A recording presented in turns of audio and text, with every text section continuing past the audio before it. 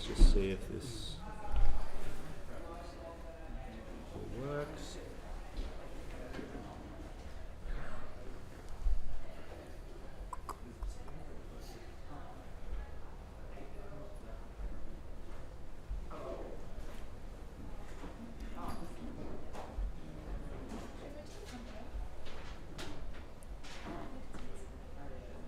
Sorry, 2 seconds.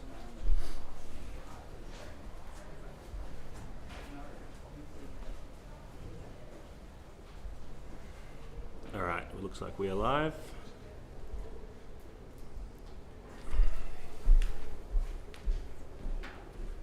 Turn your microphones on. I'll try and aggressively control the levels over here.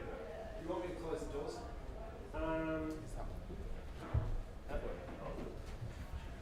Yeah, once we get started, Jack, if you wait a few minutes and if you shut that, they all work? Yes. Yes? Yes? Is that working? It is right. I don't think we'll need much of a microphone, but if anyone can't hear, just let me know. Oh, can I use that for opening? Is everyone ready? Great. Welcome everyone joining us around Australia and the world, both in person and online, to this public panel on the topic, What is a Political Party for the Left? Hosted by the University of Melbourne chapter of the Platypus Affiliated Society. My name is Ryan Mickler and I'll be the moderator for this event. This is the 7th Platypus panel that has been hosted in Melbourne on the traditional lands of the Wurundjeri people of the Kulin Nations, and we thank the audience for being in attendance. The Platypus Affiliated Society, established in December 2006 in Chicago, organises reading groups, public fora, research and journalism focused on the problems and tasks inherited from the old left of the 1920s and 1930s, the new left of the 1960s and 70s, and the post-political left of the 1980s and 90s, all for the possibility of emancipatory politics today. You can learn more about our activities on Facebook, Instagram and Twitter through @PlatypusMelbourne or by visiting our website www.platypus1917.org.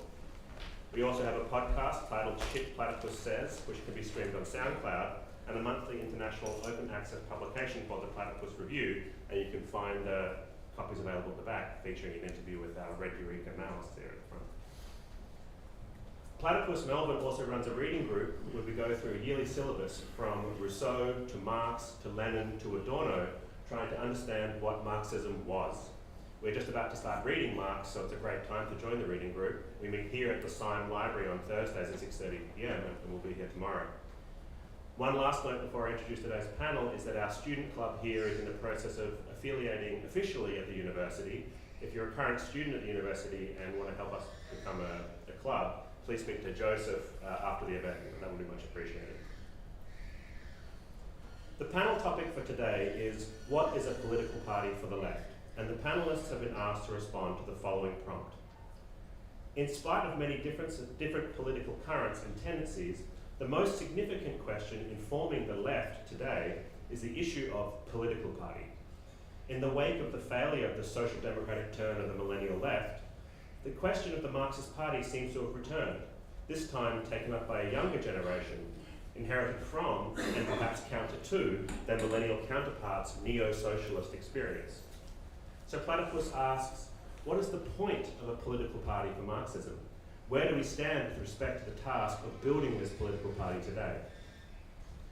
Our format is simple. Each of the 3 speakers will have around 12 to 15 minutes for opening remarks, and then 5 to 7 minutes each to respond to each other. And then we'll directly follow that with a very short break and then an hour or so of Q&A from the audience. And if the time permits, we'll also take questions from the online audience.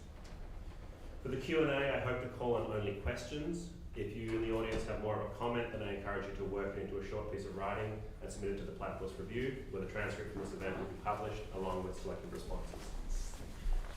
Our speakers for today, read out in an agreed upon speaking order. Daniel Lopez was a member of Socialist Alternative from 2002 to 2019, having joined while in high school. He is a founding member of Victorian Socialists and an elected, non-aligned member of its executive committee.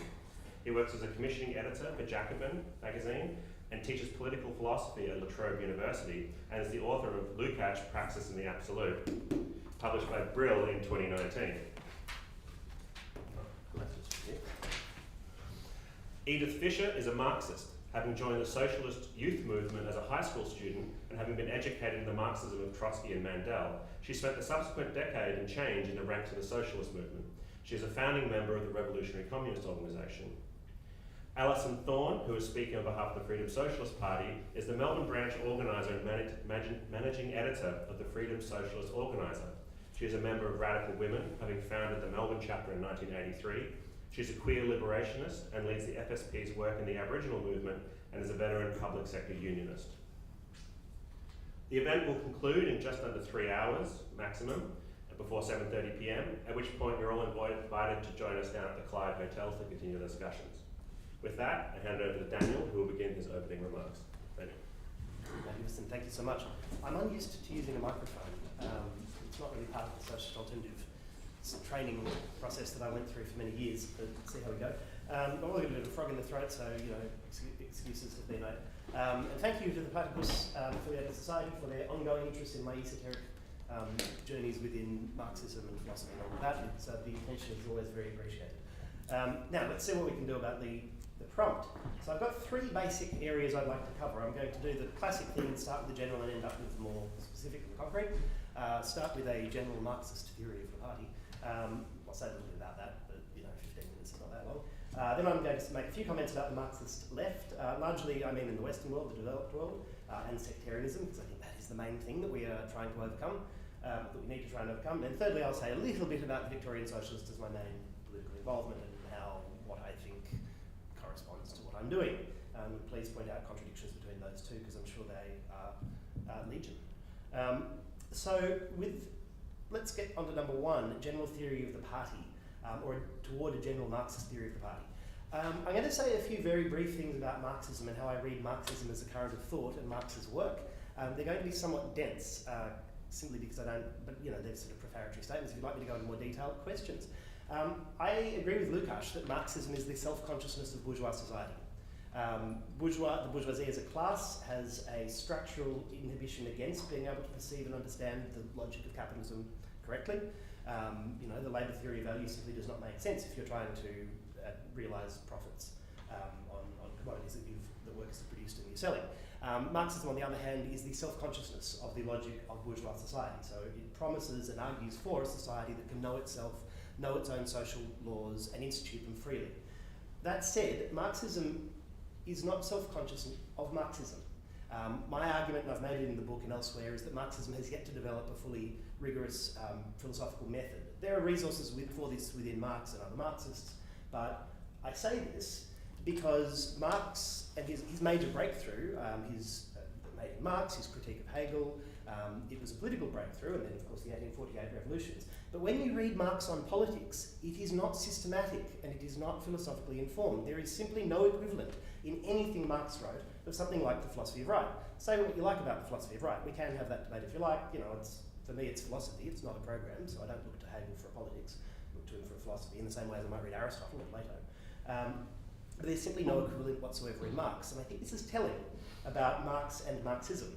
And this leads to the second thing I would say about Marxism, that Marxism seeks to actualise the promise of bourgeois revolutions against the actuality of bourgeois society, and seeks to create a more concretely free and concretely more universal society.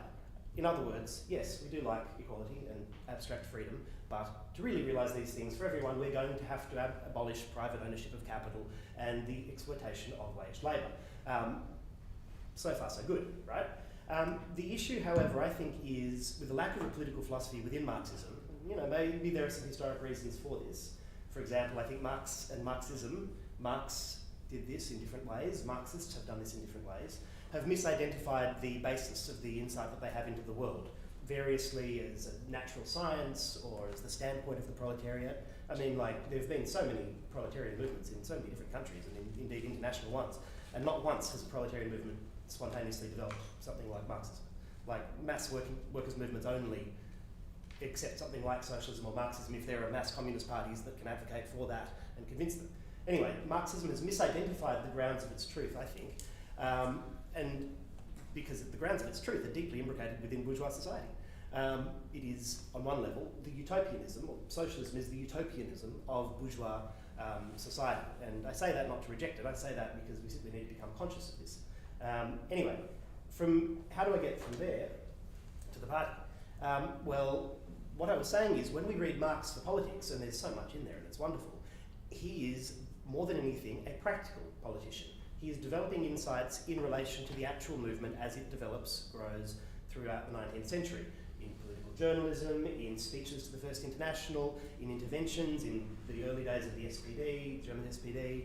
And so there are these wonderful resources in Marx for thinking about the question of the party, but there is no completed theory of a party or of political transformation. What you do get, though, are broad parameters. So you can remember the famous lines in the Communist Manifesto that, on the one hand, the goal is to form the proletariat into a party. So, you know, what does this make you think of? This makes you think of social democracy, that had the goal of organising the entire class into a party, social democratic party. But then the exact opposite, the antinomic point, is also made that communists are the most far-sighted within the class. So what is it to be, comrade? Is it a vanguard, or is it the whole party into the whole class into a party? So this problem is clear in Marx, and both sides are clear. And so it was left then to history after Marx and to the development of the movement to start to work these things out in practice. And so we get a narrative that I'm sure you're all quite familiar with. Social democracy, obviously an enormously progressive step forward, but then like in World War I, you know how that went. So Bolshevism, okay, as the affirmation of a revolutionary vanguard, and this is a, you know, I basically and fundamentally, you know, think that's correct. You know, I'm a Leninist in a different age, a different era. So there's that. And then later on in the 20th century, there are other revolutionary experiences, like the Chinese Revolution and all of this, which I also think there is a lot to learn from. Now, one of the issues is because these questions developed practically in relation to their different historic moments, when we talk about them in the Marxist left, we have such a strong tendency to fetishise those historic moments of transformation and the leaders and theorists associated with them. I'll get back to this point in a second. To me, that is a form of, like, it's nostalgic and it's melancholic, and it's a major inhibition to concrete political thinking and the development of our movement. It is not to say that there is nothing to be, obviously there's heaps to be learned from history. Go and read about the Russian Revolution, go and read about the Chinese Revolution, by all means. Read Lenin, read Lukács, read Trotsky. But to think that the truth exists in any one of these events or in the formulas and the programs that were developed in response to these events is to misidentify the truth of the present in some costume of the past. It is to be terrorised by the ghosts of past generations, to paraphrase old mate. So I'll say more about that in a second. But whenever we do draw lessons from XYZ historical event, we are already thinking theoretically and philosophically, whether we know it or not. And that's really why I turned to Lukács back in the day. Not that I think he's the only way to do this. I think he's one of the better ways to do it. There's a lot of specific things that are interesting about Lukács, but you know, I don't really have a horse in the grape. Lukács versus Althusser. I think Althuserians are great, really. You know, it's cool. That was a 20th century controversy. But you know, but Lukács, what was interesting about what he was doing in the 20s is I think his was the most systematic and philosophical reading of Leninism, right? So at the same time, you also get Gramsci and Trotsky, the other two worth reading. Obviously Lenin himself. Gramsci's not better than Trotsky. Trotsky was great, but Trotsky was primarily a political leader. So I think insofar as Trotsky generalises from Russia, he generalises in a much more programmatic fashion. And so it created a political movement whose main contribution was intellectual, not in terms of mass forces. It's not like Lukács had a great deal more success. No one followed him. But the advantage of it is there are resources for thinking philosophically and theoretically within Lukács that don't exist in the others. So the two highest terms that Lukács uses in history and class consciousness are logic and genesis. And by genesis, logic means the logical conceptual structure of things, but that implies a certain fixity, whereas genesis means the historical conceptual development of those things. Yeah? And so I think when we approach the question of the party, we need to look at it in both senses. By logic, I mean, I'm only going to sketch this very briefly because, like, I imagine Ryan's going to tell me I need to shut up in a second. Yeah. Cool. By logic, I mean, well, what do we consider a party to be, logically speaking? What do we consider a socialist party to be, logically speaking? Well, my view is that every party is defined by its relationship with the state, with the bourgeois state. You know, of course, we're talking about modernity, we're not talking about antecedents to these things. And that a Marxist party or a socialist party seeks, as I said before, seeks to actualise the promise of the Enlightenment against of bourgeois society against the actuality of bourgeois society. So the relationship to the state is not one of gradual transformation, it is not one of abstract negation, a la anarchism, it is not one of simple affirmation or, or what have you. Rather, it is one of imminent revolutionary transformation. That is the fundamental socialist relationship to the state. But this is, and that, as I said before, requires the abolition of capitalist private property. Yep. So this is the basic insight upon which socialist parties are founded. And this remains true in all instances of capitalism. Precisely for that reason, it's not enough. It's too abstract. We can't really derive a great deal from that. But this also supplies the primary vocation or political vocation of socialists, which is the revolutionary transformation of capitalism into socialism and later on communism, etc., etc. And this is relevant because this is one of the things that a sect has in common with a party. Again, I'll speak about that a little more in a second. And I say these things because I think they matter. I hold these principles as well. As a side note, because obviously, I've had my share of. I've lived, laughed, and loved in the Australian left, and there have been controversies over the years. When I was thrown out of Socialist Alternative, they all said it's because I was not a revolutionary. They never actually quoted me once on that. But as I argued in my parting letter, where I compared myself to Socrates. I'll send you a copy of it if you want. It's one for the complete and utter works of Daniel Lopez one day. But anyway, as I argued in that, the real question, I think, it did not hinge on revolution per se. It hinged on a strategic thing, which was insurrection. I was arguing that the Russian Revolution is not. We're not likely to repeat that. We haven't seen a form of dual power like that for decades. Nothing coming even close. And so to insist on the absolute necessity of an insurrectionary moment is simply to fetishize one particular historical experience. Yes, there might well have to be an insurrection. We don't know, but my argument is we don't know what the revolutionary transformation looks like in a developed country like Australia because it hasn't happened before. And everything that has happened before is only partly relevant. So, that's the argument. I say this because the vocation of socialist is a revolutionary one, but I think it's important not to conflate that with the specific strategic historic form that revolution takes. I'm not trying to do a gradualist reformist path to socialism by the back door, Gina Reinhardt ain't going to go like Jacobin. Pardon? Like Jacobin. I run the franchise in Australia. That's right. That's right. Yes. Yes. Anyway. That's a side hustle. By all means. Anyway, actually that leads quite nicely into the question about sects because why did I start working for Jacobin? Because, as Lenin said, politics begins in millions and we speak to millions. No one else does in the socialist movement. So I work for Jacobin because they know serious mass communication. And Jacobin was the first So I'll quickly rush through the thing about sectarianism because I think the reality of our movement at the moment internationally is that we live in the shadow of the failure of Marxism in the 20th century and we just need to deal with that and stop fucking around and bullshitting ourselves. Like seriously, another meeting on why the Russian Revolution is the correct answer to everything is not going to cut it, comrades. Sure, by all means recruitment's fine, but seriously, it's wild how badly our movement went in the 20th century and how much this still impacts the culture of the Marxist left. It's insane. It's it's classic Freudian melancholia and inability to mourn. Anyway, but the material basis for this is important, right? Because what's interesting when Marxists talk about sectarianism, not Marx, not Engels, not Lenin, even Trotsky's got some good things to say about it. But what's interesting is when they talk about it as a political mistake. They don't analyse it in the sense that Marxists are very eloquent when it comes to analysing reformism. What is the material basis for sectarianism? Sects, small organisations, right? And a sect is to a party as a village is to a city. A sect, there's no city that does not come from a village. There is no party that does not come from multiple sects. Yeah? So I'm not making an anti-sect argument here, and the diagnosis of different sects, there's better or worse ones. There's the World Socialist website, they're obviously insane. Socialist Alternative, I work with those guys. Hard to get on with, but they do some good things. Like RCO, way more chill, a bit more interesting intellectually. I haven't got that much experience working together with these guys. So there's different sects, but a sect is a small ethical pre-political community. And I say pre-political because it hasn't entered into politics proper yet, by virtue of the fact that its practice is still very marginal and very isolated. The best sects push towards some form of mass practice, be that campaigns, be that unions, be that parliamentary politics, what have you. But this material actuality of a sect is the secret to the dogmatism of Marxism today and the nostalgia. because a small group is going to be more uniform, it'll have a far more stable, probably charismatic leadership, it will have fewer voices, fewer different currents within it. What do you need if you want to cohere an organisation like that? And I don't mean any conspiracy theories here.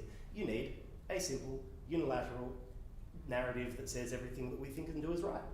And this is exactly what every Marxist sect in the world has.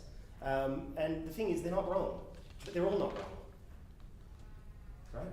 So, you know, the argument I've been trying to wage internationally with the Marxist left for a few years now is like, comrades, like, you know, get over yourselves, like, and try and form mass parties and think seriously about how that can be done. Which gets to the final thing I was saying in about 1 minute, which is Victorian Socialists. It's only in Victoria, so that's a limit. We do need to be Australia-wide. And I think the way I see it is it's the most promising party-building project that has come up on the Australian far left in a few decades. Right? I don't think VS is that mass party yet. We're closer to being a mass party than any sect has come. But we've got a membership of just over 1,000. They're all dues payers. At our highest points, we've had that many people volunteer. So it's a largely active membership, but nowhere near as active as you know, as smaller groups.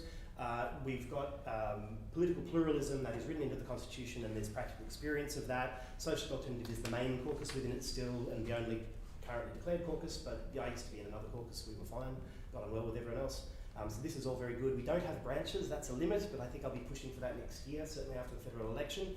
But basically, the thing I'm trying to say with respect to sectarianism and Marxism here is that Victorian Socialists has taken a shitload of work in terms of developing a concrete program that can convince tens of thousands of people to vote for socialism.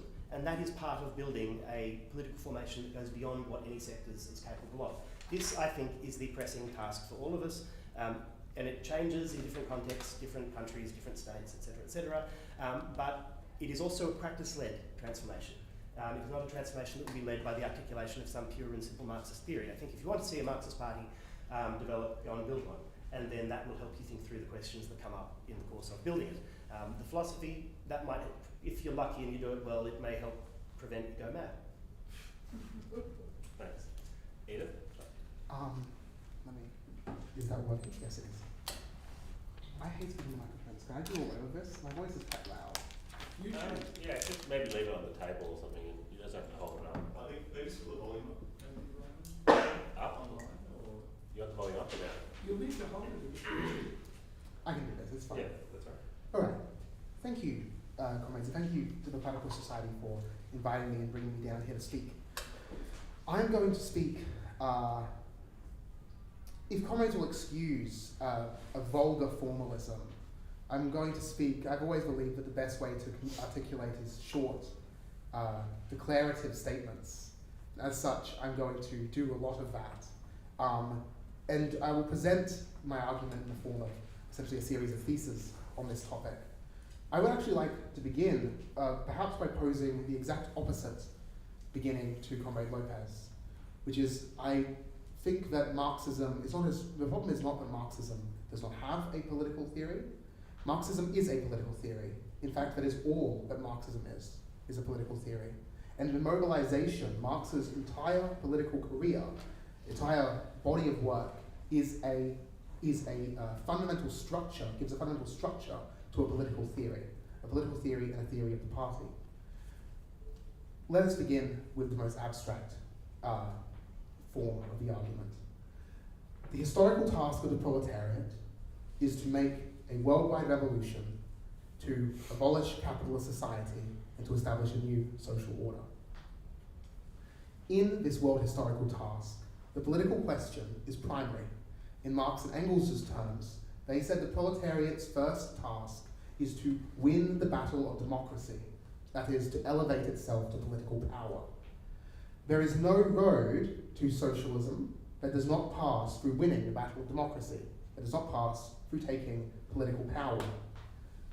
Here, we must pose the immediate question. If one is to take political power, if one is to elevate themselves to the position of ruling class, one must have an organization to do so. One must have a political party. It is clear, I believe, that political organization is the highest level of organization of the working class. That a political organization, that is the form of a political party, is the highest form in a form which is necessary in order for a working class to elevate itself to the position of ruling class, to win the battle for democracy. How does this party come about? Historically, it has come about through a phenomenon which I believe that Marx and Engels pioneered but did not name. It was instead named by Ferdinand Lassalle, the merger of socialism and the workers' movement. The merger formula is the cornerstone of mass social democracy.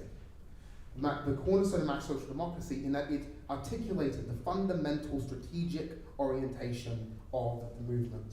What is that merger? And this is the merger that Lenin and the Bolsheviks, who were social democrats, articulated throughout their entire political careers. In and of themselves, neither socialism nor the workers' movement are revolutionary forces, nor are they capable of transforming society. The workers' movement, in and of itself, can raise itself only to an economistic form of consciousness, a trade union consciousness. This form of consciousness sees the struggle between worker and capitalist as primary, but does not articulate a world historic vision, i.e. the world historic task of the proletariat. Socialism, on the other hand, emerges from bourgeois philosophy. It emerges from an attempt to understand the problem of modernity, the problem of capitalism, the problem of liberalism in the minds of bourgeois intellectuals. Socialism, in Marx and Engels' time and our own time, has thrown up many political forms, many types of socialism: reactionary socialisms, national socialisms, utopian socialisms, romantic socialisms, bureaucratic socialisms, and military socialism. Marx and Engels articulated a scientific socialism, communism, as we would call it. However, in and of themselves, scientific socialism and the workers' movement are not revolutionary forces. It is only when they merge together, i.e. when the mass organizations of the working class take up a scientific socialist program, that they become revolutionary. When the class becomes conscious of its historical task and mounts a struggle for political power. That is what is revolutionary. If we accept this, then we, broadly speaking, are posed with the problem of strategy. How can a mass workers' movement, how can a mass party take the road to political power? What is the fundamental problem? What is the fundamental strategy for revolutionaries? Mike McNair, in his book Revolutionary Strategy, articulates this very well. In the Second International, one finds roughly 3 strategies articulated by the socialist movement. We can call these broadly the left, the right, and the centre. The strategy of the right, embodied firstly by Bernstein, but I think better by various other right-wing trends in the movement, is what McNair calls coalitionism. Coalitionism is a form of impatience. Fundamentally, the coalitionist orientation is to form coalitions with bourgeois governments in order to extract concessions from the working class. In this sense, coalitionism is immediatist. It seeks to win immediate compromises for the working class through immediate forming of coalitions. An example of this would be a workers' party entering as a minority government in a broader bourgeois coalition. The classical example would be the ministerial socialism of Louis Blanc, or perhaps the German Social Democratic Party following the MSPD following the German Revolution. Coalitionism fundamentally demands, coalitionism, Mike McNair argues, is a trap. It seems inviting, as all forms of impatience do. It says, why should we wait to take power when we can get concessions to the working class now? Not through reform struggles, but through coalitions with the bourgeoisie. They are more than willing. The bourgeoisie is more than willing to offer coalitions with socialists. They have always been more than willing to do so. There is a good reason for this. The petty bourgeois, the radical petty bourgeois in particular, petty bourgeois radicalism still being a real tendency in contemporary politics, seek alliance with socialists because they seek their working class base. The socialists can mobilize workers to vote in elections. There is a good reason why sections of the bourgeois would seek that alliance. However, coalitionism is a trap. Once one enters a coalition, one wears all the failures of the bourgeois government, and must manage the capitalist state. This is, of course, a death sentence for any mass socialist movement. Indeed, in order to be a good coalitionist, one must prove one's reliability. Nobody wants unreliable coalition partners. As such, coalitionism inevitably leads to what I will term loyalism, state loyalism. State loyalism is the section of the workers' movement which systematically aligns itself with and declares its loyalty for the bourgeois state, its constitution, its imperialist projects abroad, etc. Social imperialism perhaps is one form of state loyalism, but it is not the only form. Corporatism is another. So that is the right. What about the left? McNair calls this strikism. Rosa Luxemburg is his target, but she is perhaps not the best example. Rather, there are people to her left who fetishize the mass strike as the primary means of taking power. Here, the primary lever is not a mass political movement, but rather the spontaneous insurgency of the working class. That spontaneous working class struggles will explode into insurrectionary action. This strategy is not Marxist, but rather Bakuninist, drawing on the insurrectionary fantasies of the late 19th century anarchists. The strikist tendency sees a small revolutionary sect catch lightning in a bottle and ride the wave of a mass insurrection, which is any day now.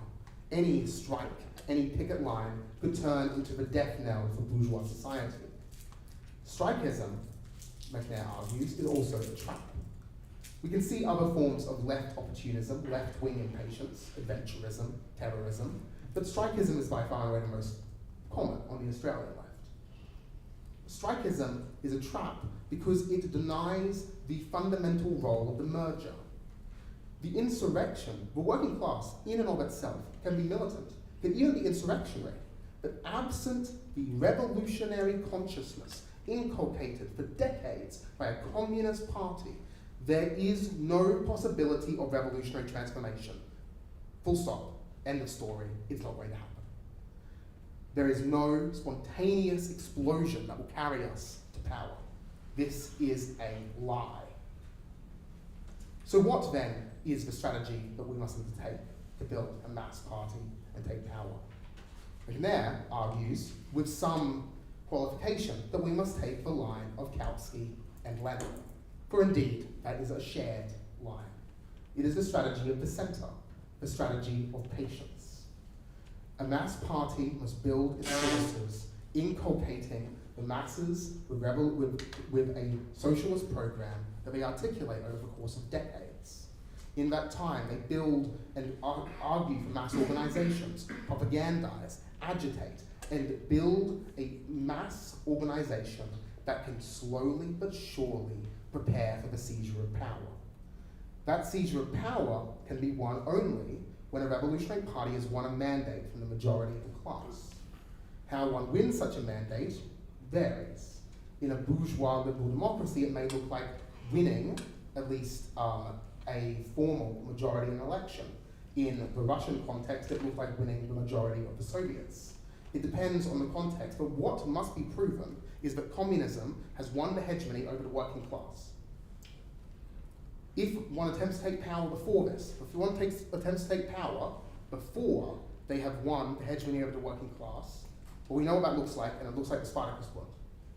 It looks like getting butchered in the streets, at best. So, what sort of party must this party be? The working class needs unity. This is an objective fact emerging from the nature of the working class. The working class needs unity. All workers understand this, or at least those with trade union consciousness. One cannot win an economic struggle without unity. Certainly, the working class cannot win political struggles without unity. However, there is a caveat. The working class is also objectively divided. It is divided by nation. It is divided by religion. It is divided by race. It is divided by sex. It is divided by sector, arguably most importantly. Different industries, different firms, different nations, different blocks in the imperialist world order. 3. Oh dear. 4. What is that 4? The communist movement, the communists seek always the maximum unity of the working class. this is a precondition to come to power. However, this poses us a problem. The working class is objectively divided, and most importantly, there is a state loyalist faction in the workers' movement, a faction that would bind the workers' movement to the state. The argument that McNair makes, and the argument that I make, is that this is the split that matters. That a Marxist party, a communist party, must split from state loyalism. Why? Well, ideally, we would actually be perfectly happy, in principle, to be in the same party. It would be best if all the working class had a single party that had freedom of factions and revolutionaries could make their argument within that party. However, because of the nature of state loyalism and the nature of coalitionism, they will always seek vetoes on revolutionary activity. As such, we cannot share a party with the state loyalists. I will finish on the question of program. What kind of program must the party have? This is the core of the Revolutionary Communist Organization's outlook. For us, we see unity, the precondition for unity in a Marxist party, as being a programmatic and not theoretical question. What do we mean by this? Ultimately, we see theoretical principle as being too important to subordinate to political expediency. One cannot suppress what theorists one reads, what tendencies one chooses to adhere to, unless one is to stifle the intellectual life of a party. Instead, unity must be programmatic. But what sort of program? The program, I would argue, must be that of a minimum maximum program in the style of revolutionary social democracy, in the style of the Bolsheviks, in the style of the RSDLP, in the style of the Parti ouvrière that Marx wrote with Jules Gousset. What is a revolutionary minimum maximum program? Very simply, it contains two parts. The maximum program, which is the achievement of communist society, the overcoming of the value form, class, the family, etc. And a minimum program, which is the articulation of the minimum tasks of the working class to take political power, i.e. the establishment of a workers' republic. This is the minimum program of a workers' party. In short, the abolition of all anti-democratic forms of political forms, the abolition of the military, the abolition of the police, and the replacement of the armed masses. This is the key to the minimum program. Why? Because the working class cannot come to power in any situation, in any form other than that of a maximally democratic state. The working class must win the battle of democracy, i.e. smash aside all anti-democratic measures placed in their way by bourgeois society. This minimum program is not a reformist minimum. It breaks with the state apparatus, i.e. the fundamental weapon of the bourgeoisie. But it is a minimum that was held, for example, in the Erfurt program, or in the program of the RSDLP.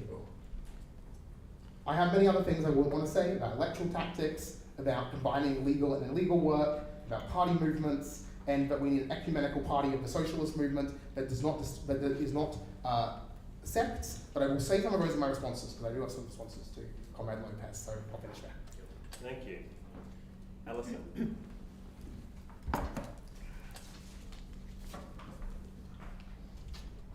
Okay, the question of a party for the left is something that's enormously important. Why? Because the interests of the working class and all the oppressed are top priority, and this is definitely not a solo project. So winning liberation is something that requires collective effort, which is why a party is essential. But what type of party? There are a range of different types of party formations associated with the left. There are social democratic or reformist parties, some of which naively hope to gradually legislate socialism without having to actually overthrow capitalism. Then there are multi-tendency socialist parties that bring together people with a hodgepodge of political ideas. Reformists and revolutionaries coexist in the same organisation. These types of formations are immobilised by the lack of a clear program. The party that I've been a member of for 40 years, the Freedom Socialist Party, sees these types of parties as the road to nowhere, unable to provide the leadership that is essential when the potential for revolution presents itself. The type of organisation that is suited for the monumental task of collectively emancipating working people is the Vanguard Party. The Freedom Socialist Party is a revolutionary feminist party. We base our organising on the ideas of Lenin, who formulated the concept of the Democratic Centralist Vanguard Party, and on the ideas of James P. Cannon, who founded the Trotskyist movement in the US. It was the start of the 20th century when Lenin made the case for a vanguard party, and his analysis was rooted in the prevailing conditions in Russia. The autocratic Tsarist regime forced organising underground. The police controlled the unions, and infiltrators were placed into radical organisations. But despite these immense challenges, Marxist ideas were popular. But the Russian Social Democratic Labour Party at the time was loose, disjointed, and highly localised. Writing in his classic work, What is to be Done, Lenin argued the need to establish an organisation of revolutionaries capable of lending energy, stability, and continuity to the political struggle. The party had to be transformed, said Lenin, into a centralised, disciplined group of theoretically educated, politically trained professional revolutionaries. Lenin succeeded in this struggle, and the Bolshevik Party was formed. A vanguard party also needs a revolutionary publication to put forward its program and intervene in the struggle. Lenin grasped keenly the importance of the party press, particularly in its role as a collective organiser. With the outbreak of the February Revolution, in every factory and neighbourhood, there were workers that took the lead. These were Bolsheviks who'd been politically trained over the previous decades, and especially during the years of distributing and writing for Iskra and Pravda. The unfolding events of the 1917 revolution confirmed the correctness of both the Marxist analysis and Leninist vanguard parties. Why? Because together they led the workers to victory. Importantly, workers won without the class as a whole demanding socialism or even a workers' state. They demanded peace, land and bread. Under conditions of increasingly greater struggles by workers, peasants and soldiers, the oppressed saw that the Bolsheviks were the only party that consistently supported these demands. So why was the revolution successful? The Bolshevik Party never declared itself the new state power. The Bolsheviks saw that workers, peasants and soldiers were building Soviets, their own organs of democratic decision-making. Grasping that the Soviets constituted an embryonic democratic workers' state, Lenin called for all power to the Soviets. The oppressed people embraced this call and became the new state power. Now, Trotsky, writing in the history of the Russian Revolution, explained the relationship between the vanguard party and the masses. He said, quote, "Only on the basis of a study of political processes in the masses themselves can we understand the role of parties and leaders. They constitute not an independent, but nevertheless a very important element in the process. Without a guiding organisation, the energy of the masses would dissipate like steam, not enclosed in a piston box. But nevertheless, what moves things is not the piston or the box, but the steam." Trotsky's metaphor brilliantly sums up both how crucial the vanguard party is and its relationship to the class. Now, I was particularly asked by Platypus to speak about James P. Cannon, a US revolutionary leader who dedicated his adult life to party building. Inspired by the Russian Revolution, Cannon was a founding member of the Communist Party in the US. In 1928, he was a delegate to the 6th World Congress of the Communist International in Moscow. And there he encountered Trotsky's scathing critique of Stalin's disastrous, bloody policies and rising bureaucracy. Cannon was won over and became a lifelong Trotskyist. In 1938, Cannon helped found the Socialist Workers' Party, and he became the party's national secretary, guiding it brilliantly. He recognised the central role of the US working class to world revolution, and on the eve of World War II, Cannon was one of 18 leaders of the Socialist Workers' Party found guilty of sedition under the Smith Act for opposing the war. Cannon used the trial to defend the party's revolutionary program.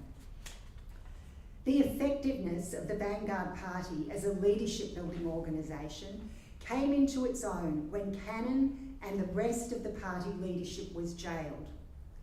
Those that they trained stepped in to lead the party. Cannon wrote a brilliant pamphlet, The Revolutionary Party and Its Role in the Struggle for Socialism. It's available for 50 cents from our lit table and I highly recommend it.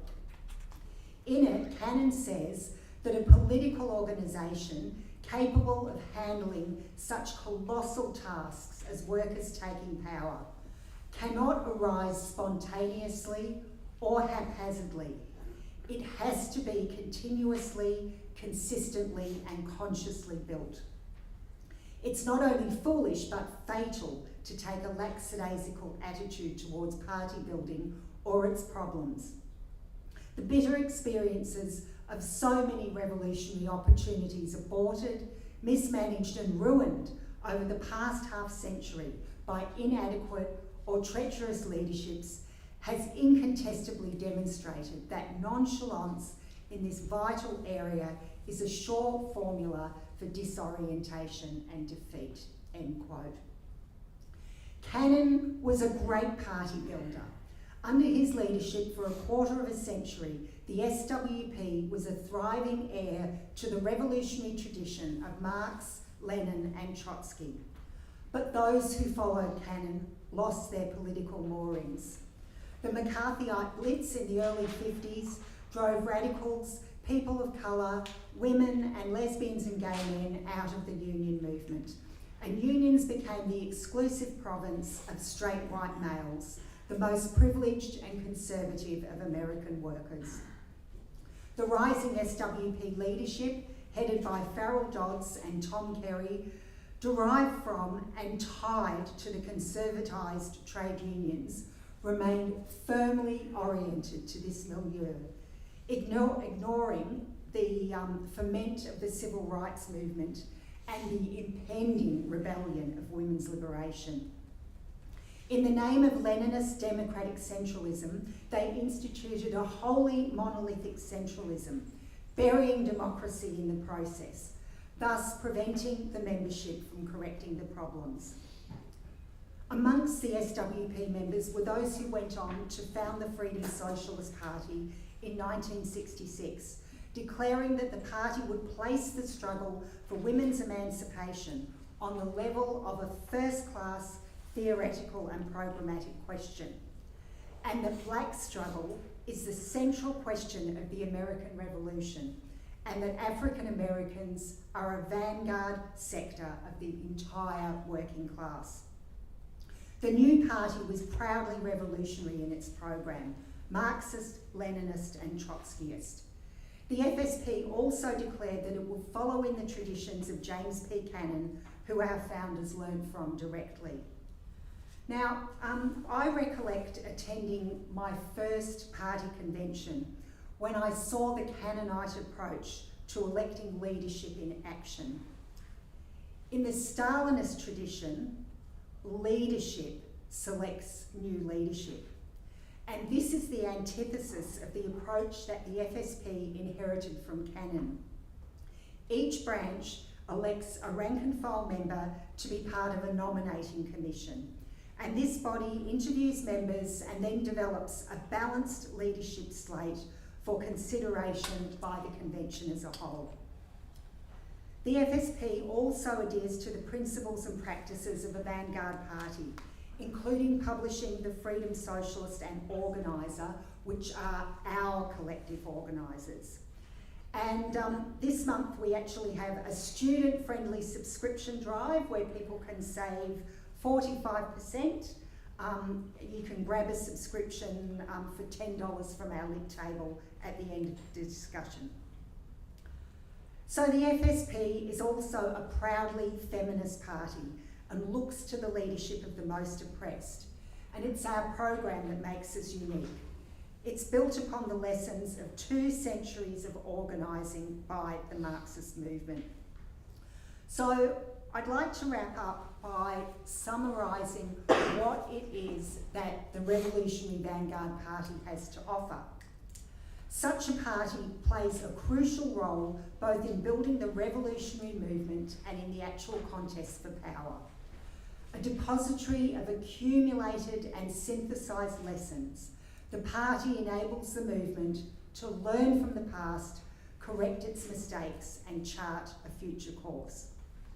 The party is a vehicle in which the working class trains its leaders. It's an intensive school providing theoretical development, critique, skills building, encouragement, and education by example. The party keeps the class struggle alive during periods of reaction when mass action has ebbed. The party also brings together the best fighters from the ranks of the doubly and triply oppressed and carries on an insistent fight against the bigotries used to divide the proletariat. Amongst them, racism, sexism, heterosexism, transphobia, national chauvinism, Islamophobia, and anti-Semitism. The party urges workers to break with middle caste movement misleaders who peddle reliance on capitalist parliamentary policies and who serve as a conveyor belt for bourgeois ideology into the ranks of the union movement and the working class more broadly. The party provides vital alternative leadership for the working class. Finally, the party is a trained, disciplined, centralised and tested combat body ready to defend workers in pitched battle with bosses, cops and Nazis and to organise the final insurrection. These are the reasons why we in the FSP are such unrepentant advocates of the Revolutionary Vanguard Party. And I look forward to hearing thoughts in discussion. Thank you, Alison. Thank you. Okay, now we'll go to the round of responses and then we'll have a short break after that and then we'll go to Q&A. Daniel? How long do you want me to? Well, you know, 5 to 7 minutes, but Yeah. make a conversation. Yeah, no, cool. Thank you, comrade. I appreciate it. Look, so okay, first of all, I'm just going to come outside on Alison's presentation. What really strikes me about the rhetoric of Trotskyist sects is how they all sound exactly the same. Like, except for 1 or 2 words, that could have been a socialist alternative recruitment pitch. Like, which is fine, like, by all means, like, you know, I mean, I recruit, like, fucking hell, like, we should, comrades. But, like, what's wild as well about that is, like, the rhetoric is identical. And we're talking about groups of about 5 members. I mean, socialist alternatives have a few more of that. And there's, like, in many countries, more groups than there are members of those individual groups. And their rhetoric is all completely identical. Like, why don't they just unite? Like, it's insane. But there's a reason why, and that's because a sect and existence in a sect, at its worst, can be a form of cohabitation with capitalism. It's very straightforward. Like, in the same way as after the English Civil War, a whole series of Protestant sects that had actually been revolutionary, albeit in an insane Protestant way, you know, found ways to cohabitate with, you know, the status quo. You know, all the militant fire and brimstone rhetoric, you know, the saviors come in, all the messianism, simply became a mantra that you say when the congregation is gathered and that structures an ethical life within a sinful world. And, you know, next minute they all go to the United States and fucking Las Vegas is the outcome. So in the same way, like, you know, people quote What Is to Be Done, which is a document like penned in the pursuit of a mass party to justify like a sect of 5 people that's been doing the same thing since 1974. Like, this is completely unleninist. Like, it's wild. And like, you know, the problem is it's a form of cohabitation. And it's actually the most dangerous form of cohabitation with capitalism that our movement encounters today. Like, let's get a parliamentarian first and then talk about the danger of reformism. Like, because it will be a danger, but like, you're not actually at risk of that danger if you don't have any fucking parliamentarians. Like, you know, if you run a union, then there's a possibility of economism and you know, becoming and falling into line behind the union bureaucracy. You know, you've got union bureaucrats, but like, the socialists in this country don't run any unions. So like, the main problem is that we stay at the margins in a self-satisfied, you know, intellectually vain, moralistic, sectarian vocation, which is the thing that needs to be overcome. And the great thing about it is you can preserve all of those ethical things on a much higher level and make them efficacious in the mass parties. That's the only way that they will be made efficacious. Wait till the Q&A. Yeah, so like anyway, that's a little polemical because, you know, Frank, also like memory of the class. You'd think the class would remember its own memory at some point, but no. School, I don't know, like, it seems like a pretty expensive private school to me. Like, keep the struggle alive. No, the struggle absolutely stays alive. Like, you know, it doesn't take fight anyway. I'm just being polemical because, like, I just think this is the thing that needs to be overcome. Like, sectarianism is what has to be overcome intellectually within our movement. And that means finding any sect that's got a little bit of health in it, and by health, I mean some orientation toward the real world, some orientation toward real struggle, a decent membership, some capacity to think, like, you know, not too fixated on like whatever insane old dogma it is that founded their sect, and like with leadership and a membership that's not like fucking, you know, basically like completely cooked. Like, get those people together, get them behind a practical movement that's actually worthwhile, get them in one room talking, and that's the way we're going to build mass parties. And then it'll sort itself out over the course of development of the movement, who's right, who's wrong. But like, really, the theoretical frame that we bring into these things is only as good as its answers to the question of the present. So you read Trotsky, so you read Mao, so you read Lenin, whatever. I haven't read much Mao, more of a Trotsky guy. You know, I'm grateful to my you know, the socialist alternative for the revolutionary education I received back in the day. But like, I don't really care because I think what matters is the answer that you have to the questions of the moment. So this gets me on to my comments with respect to some of Comrade Edith's points, which I basically mainly agree with, to be honest. I don't really see a lot in there that I disagree with. I think perhaps we just have slightly different terms. Anyway, it's a conversation, so let's figure it out. Strongly agree with the comments about the program and the minimum/maximum program. I tend to think of these things in terms of a transitional program, but that just betrays that Trotsky has passed. But I don't think any one is particularly more right than the other. But the way I see this is coming through is I helped to draft the Victorian Socialists platform for the last state election that we contested. Obviously, it went through a whole process of feedback. Minimum program, right? You know, some just sensible things like, I don't know, we should nationalise some shit and fucking standardise rail gauges across Australia in accordance with Victoria's. And then I also helped to draft the principles, statement of principles, which is abstract. It's like, we want socialism. We want to abolish the structures within Australia that preserve the hegemony of the bourgeoisie. What I see as important is the relation between these two documents. Neither one, and the capacity to develop, neither one is right. Like, I mean, you know, hopefully they're better, more right than not. But like, you know, there's this lovely little thing by Lenin in the late 1890s, where it's sort of an article toward a program for the, you know, for a Russian Social Democratic Labour Party, right? So it's really early days stuff. And he's sort of just sketching out some things. He's like, look, we know that there's a national question that's very important. We're not quite sure the form in which we're going to resolve it, but this placeholder, we have to think about this. You know, we know we're going to have to deal with the land question, because that's a big deal. Imperialism, not even a glimmer in anyone's eye, because obviously World War I hasn't happened yet. You know, but convinced at this point that the working class has to be the leading class within the Russian revolutionary movement, and that there has to be a struggle for democracy. So some of the basics are there. But then what's interesting is the way that these programmatic demands develop over the next few decades, you know, and so it becomes more concrete. What does national liberation mean? What does the land question mean specifically? You know, how do we respond to the imperialist war? All of these kinds of things. And then over time, the program is concretized.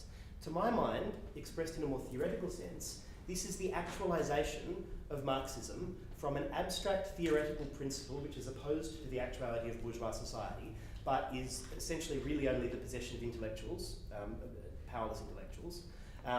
It's true, it's very good, but we need to go from that to Marxism as a social force, as a political movement that can actually legislate and that can make change. And this means the sublation of Marxism as an abstract theoretical principle. And by sublation, I mean not the negation, not the destruction, but the elevation to a higher,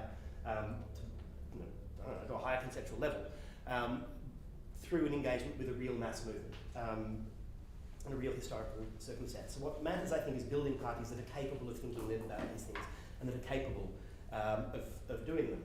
I would make two last very quick points. One is on where you draw the boundary lines. I would not be, so thinking concretely and specifically about Vic Socialists, like if there were a socialist group that were explicitly committed to a referendist approach to socialism, like they actually wrote pamphlets about it and said, actually, we think Kautsky was onto it, but, late Kautsky. I probably wouldn't be up for that, because, no, guys, for one, you have to rewrite the statement of principles, because it's not compatible. But also, I think that's going to be a distorting political pole of attraction. But at the same time, if Vic Socialists gets to be a bit more real, I would not be at all surprised if we get a bunch of union organisers joining, who would in reality form a right, and that'd be progressive, because that's, any mass party's going to have this, right? And then more likely they wouldn't come out and say, we're the reformists guys, they'd have the right to do so and they'd get voted out. But so rather I'm for drawing lines over the concrete questions of the day, so there's a Green majority government and the Socialists have 3 seats and the Green minority and they need the Socialist votes. Well, that's a dividing line. I wouldn't be for propping up that. So I agree with the point about coalitionism. So that's a real dividing line. And that's my position. I think we have to draw the dividing lines in relation to real events. It's why I backed Bernie Sanders back in the day, not because I agree with Bernie Sanders, but he was our father Gapon. It's obviously the correct thing to do. And then the final very quick thing I wanted to say is I think we need to be careful when we speak about the proletariat to not represent the proletariat in terms that fulfill a privately held socialist fantasy. Instead we should just go and do some door knocking and talk to people. And then that's going to force you to be concrete. It's very good political experience. Thanks. Edith? Yes, comrades. I've got a few thoughts, just responding to a few things that comrades said. I've divided it in half so I can just talk about things that Comrade Lopez said. Firstly, I disagree that there is no model for the taking of power in an advanced capitalist country. That is incorrect. I think the model we should look to is the seizure of power by the Czechoslovak Communist Party in 1948. Czechoslovakia, parliamentary liberal state with competitive elections, an industrial economy. The proletariat was the majority class. What did the Communist Party do? They won a majority of the working class, they split the Social Democrats, they split the armed forces, they won the elections, and then they seized power. The Red Army was somewhere else. The Red Army, what the Red Army did was stop the Western powers invading. That is true. But the Soviets at the time had a relatively hands-off policy at that point. People should actually study the history of Eastern Europe, not just rely on dogmatic nonsense. Secondly, there is only one party in the history of Australia that we can look to, and that is the Communist Party of Australia. The Communist Party of Australia is the only time that socialists in this country have had any meaningful influence over politics. That is a fact. The Communist Party of Australia started with less than 1,000 members, probably around 400 when it was formed, and it only formed after the Soviets really forced the locals to hammer things together. The reality is that we need a communist party. That is it, full stop. We do not need a left-wing electoral front. My apologies to Victorian Socialists, I will say something more about that. What we need is a communist party. A communist party does not emerge out of sects. It may include sects, but ultimately all communist parties are the result of a fusion of existing groups. No communist party has grown out of a sect. And that is where I will turn to last thing.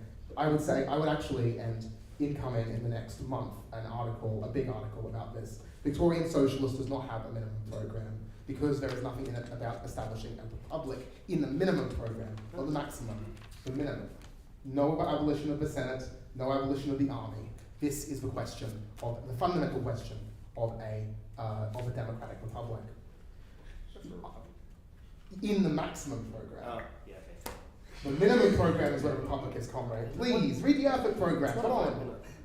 It's not a vote winner, it has to become a vote winner.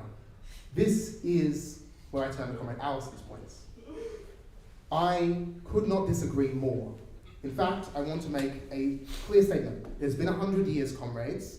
Let's get these lies about Leninism out of our heads. Comrade, I'm sorry, but you were wrong about Lenin. The reality is, Lenin did not develop the idea of democratic centralism. This was common parlance at the time. It had been used by people like Liebknecht, Wilhelm, not Karl, and Karl Kautsky, in fact. Karl Kautsky had written a very good essay on controlling parliamentary representatives. It's been republished in Weekly Worker, which everybody should read. Democratic centralism was the dominant logic of the Second International in all of the Second International parties. Lenin did not pioneer this, and he never claimed to, because Lenin was an orthodox Kautskyist. More orthodox than Kautsky, in fact. The word renegade means traitor. When Lenin accused Kautsky of being a renegade, he believed that Kautsky had deviated from the positions that Kautsky held, a position that I agree with. The Bolshevik Party did not form from a sect. For most of their existence, the Bolsheviks were a faction within the RSDLP. In fact, the Bolsheviks never sought to dissolve the RSDLP. The RSDLP functionally dissolved itself in 1912, an event much misremembered by the Trotskyist and Stalinist left alike. But the reality is, the RSDLP was dissolved functionally by liquidationism, and the Bolsheviks simply reconvened the party. The reality is that the Bolsheviks never upheld a monolithic vanguard organization. When Lenin struggled against the Bogdanovists and the left liquidationists, he expelled them from the faction, but not from the party. He never sought to expel Bogdanov from the RSDLP. Why? Because a faction and a party are two different things.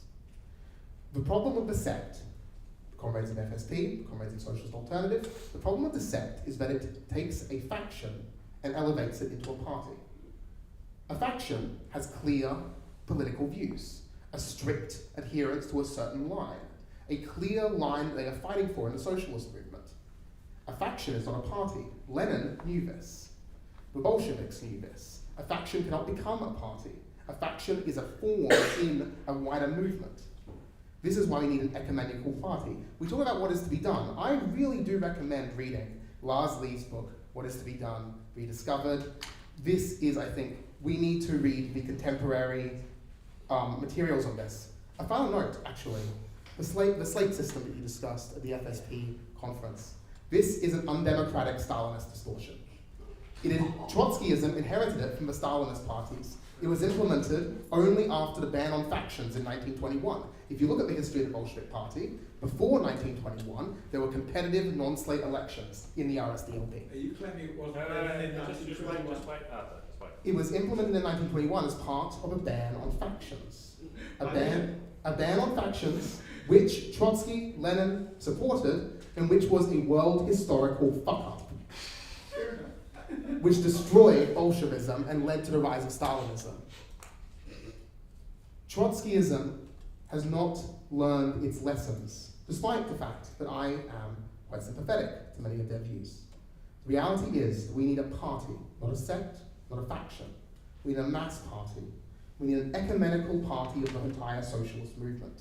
Now, we cannot make peace with state loyalism, because that would undermine that project and scab on the international working class. But on the question of unity between reformists and revolutionaries, I think this is often a line that gets deployed in order to obscure the correct question.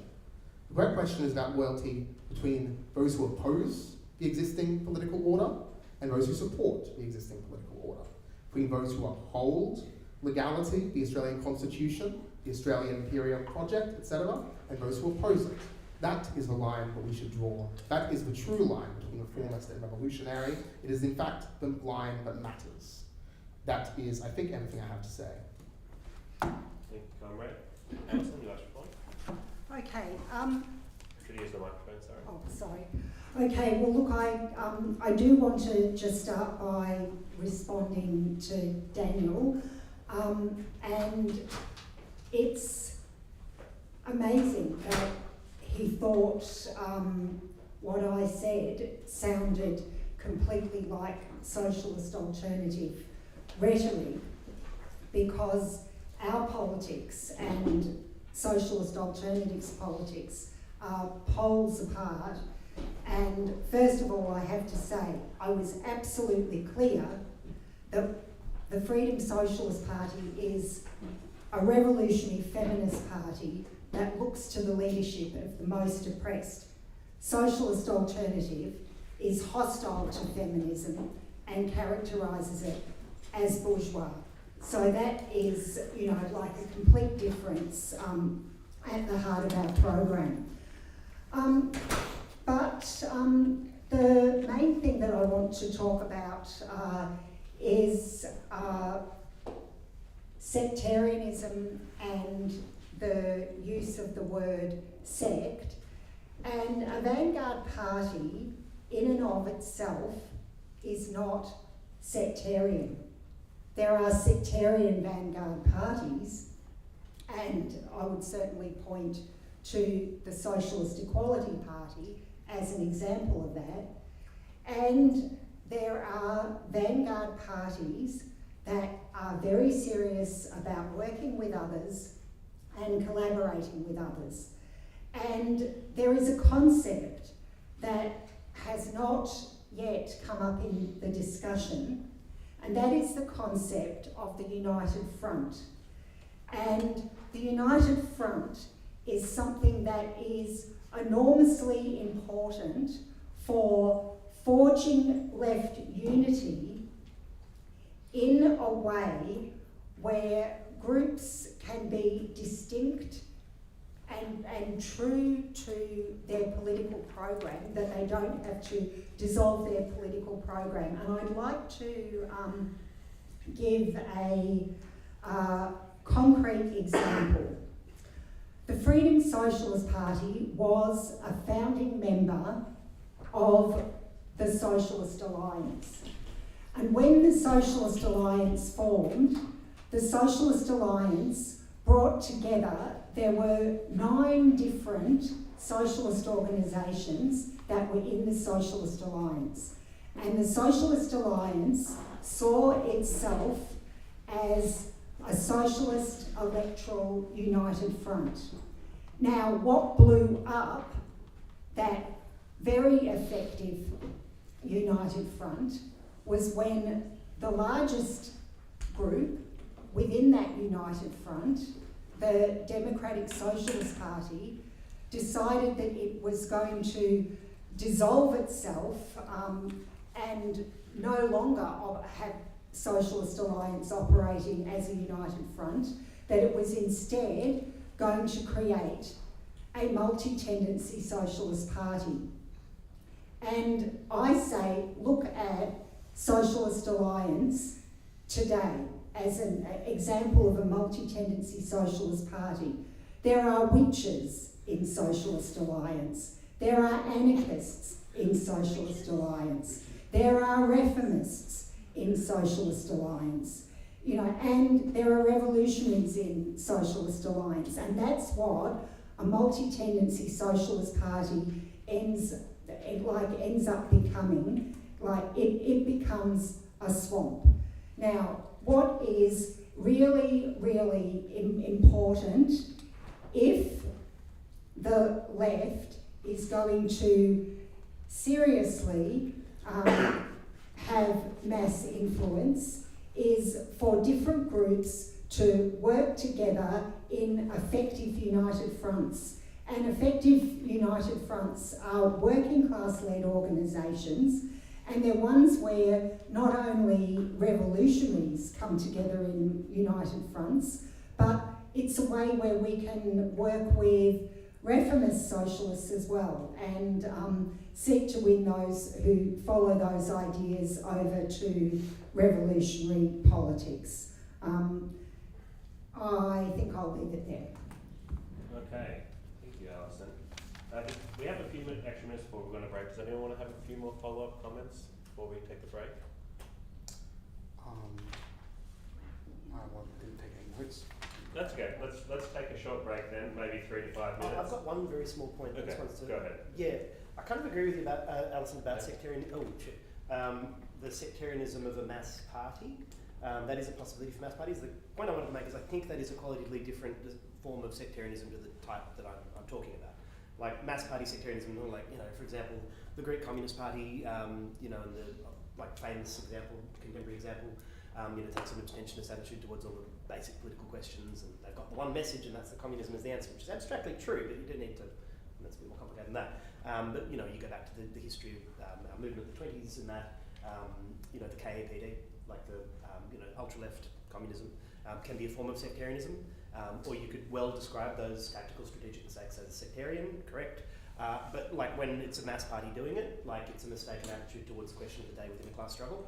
So it's a mistaken strategic perspective, and there can obviously be a whole theory that goes alongside this, and a whole perspective that goes alongside this, and I absolutely do not dispute that's an issue.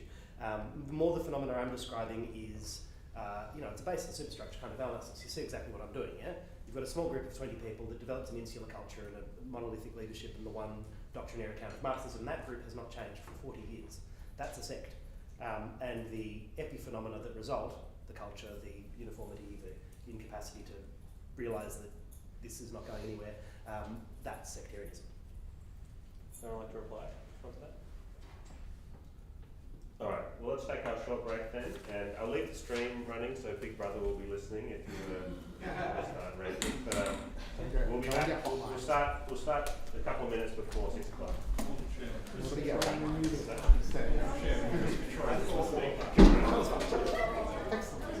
I completely agree with that. I'll take that.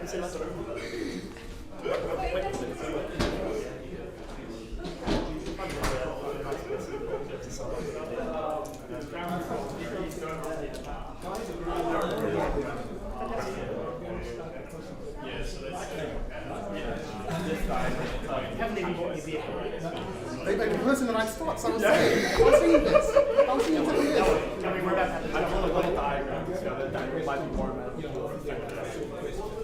I think, yeah, with Let's go stand outside.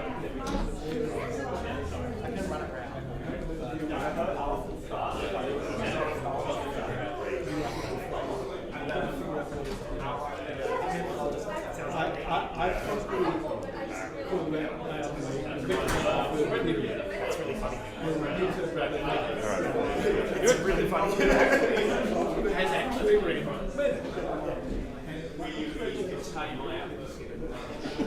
At a Platypus film, I think it was the one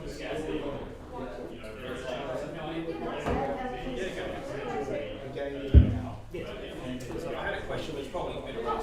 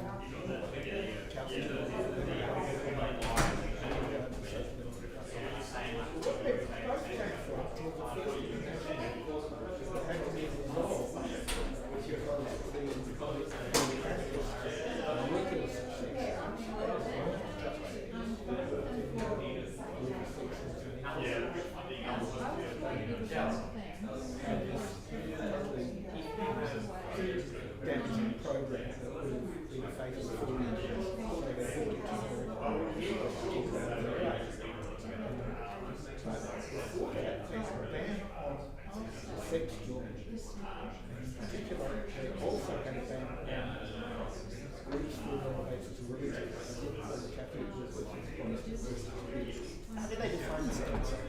they didn't define sex when they were doing that. I'm not saying that.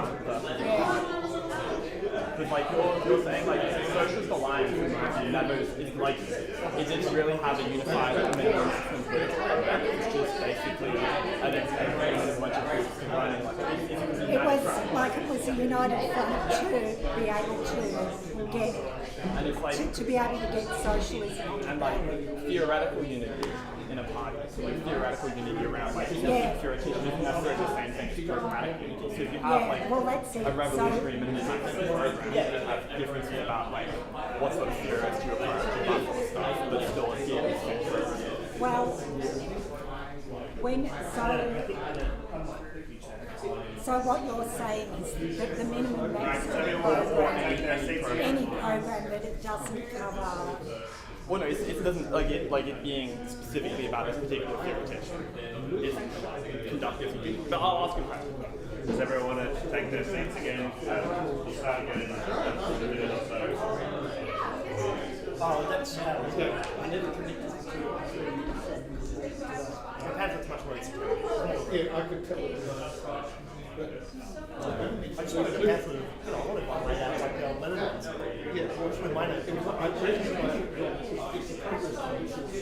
Yeah, copy of that. Can I give you a copy of that? Yeah, but and another little, you know, the portion on the inside covers the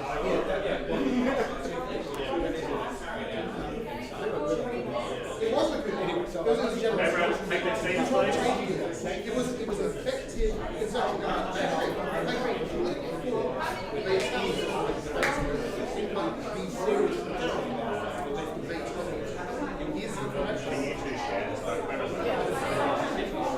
Everyone, can you take your seats, please? I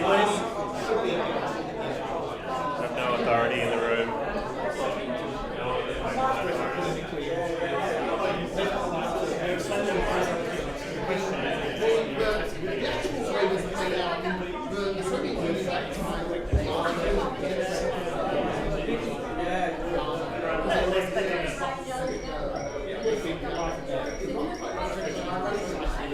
We can drag them to the extreme. Please take your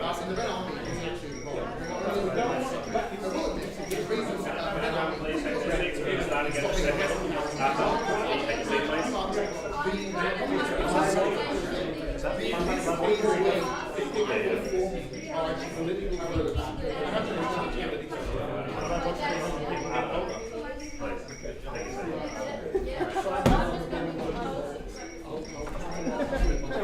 Don't worry, it's really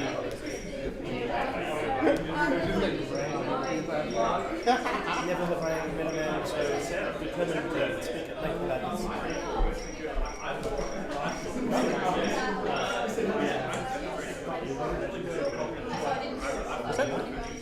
What's that sound?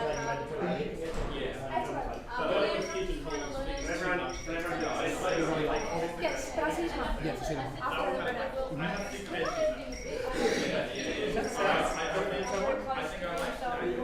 I'm very. Have you something to recommend about people about it?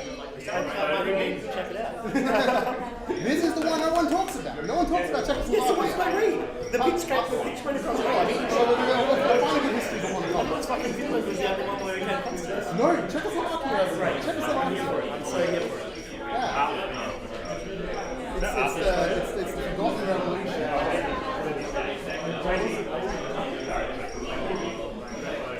It is the ultimate Orthodox Chalcedonian revolution. This is All right.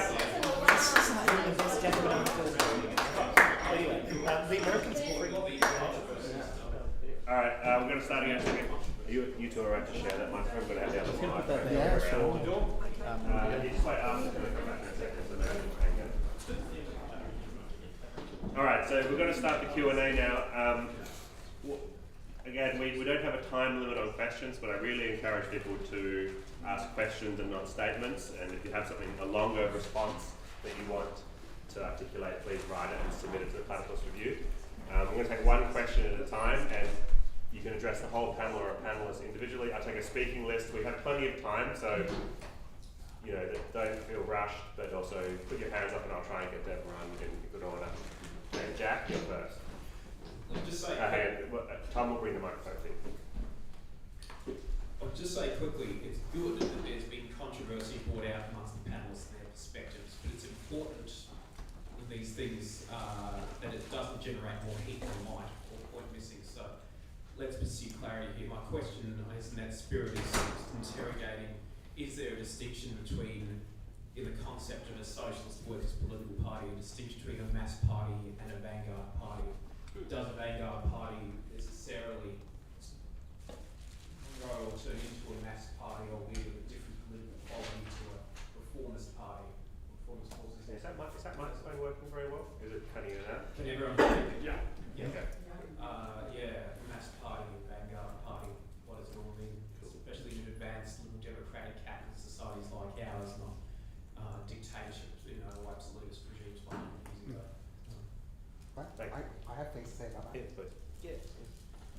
So I would say this is, I think, a vital question. I would say that we should look to the period in which the socialist movement was arguably at its strongest in the course of the 20th century. That is the epoch of revolutionary social democracy, and following it, the first decades of the Comintern, period of the Comintern. These were vanguard parties, and they were mass parties. They were vanguard parties because the social democratic parties were never, they aspired to be part to win hegemony over the entire class, but they were, for most of their existence, a minority of the class. They spent decades underground, for example, in the German Empire. They spent well over a decade in illegality. These were hardened parties of revolutionary cadres, but they were also mass organizations of the working class. I do not see there to be a fundamental difference. We want a vanguard party and a mass party. A party of the mass vanguard, that is the mass advanced layers of the working class. How do we determine the advanced layers of the working class? They are the ones that have embraced the communist program.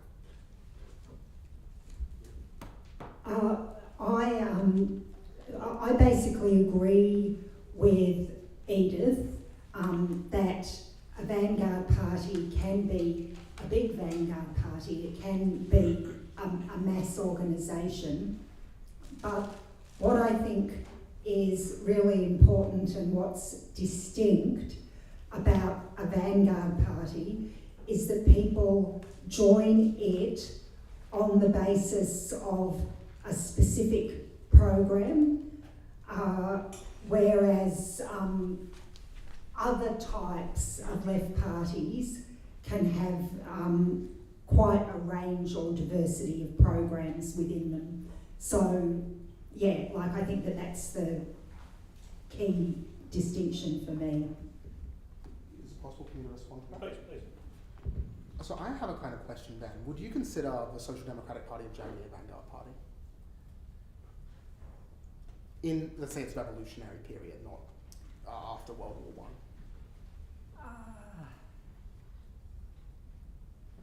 I'd have to read, more about it. I can't specifically That's fair enough. answer that. Because I would argue that the SPD was a vanguard party in that sense. Its membership was based on agreement with the Erfurt program, which was a program of revolutionary social democracy. A short document, but an effective one. We could quibble over what would be its contents today, but still. Or, you could look to the Parti Ouvrière program that Marx wrote. I think that's still an exceptional model. What I think is really important here is I do not think that a small organisation, like any of the organisations really we're talking about here, can be vanguard parties. What is the vanguard? The vanguard is the most advanced layers of the class that have been inculcated with revolutionary politics. Well, we can talk about the vanguard being the, maybe 1,500 to 2,000 Marxists in the country, taken very broadly. I think that this is a vanishingly small vanguard. The reality is that when we talk about a vanguard party, we're talking about a party which is seeking to speak to vast masses of workers. That is not possible until a party has been formed. The Communist Party of Australia had next to no, the forces that went into the Communist Party of Australia had next to no influence prior to its founding. In fact, to attempt to win mass influence before its founding would have been self-defeating and a waste of time. The key thing is the forging of a party from the dregs that exist, be that the RSDLP, the CPA, the SPD, etc. Daniel, do you have anything that you want to add to that? I agree with Edith.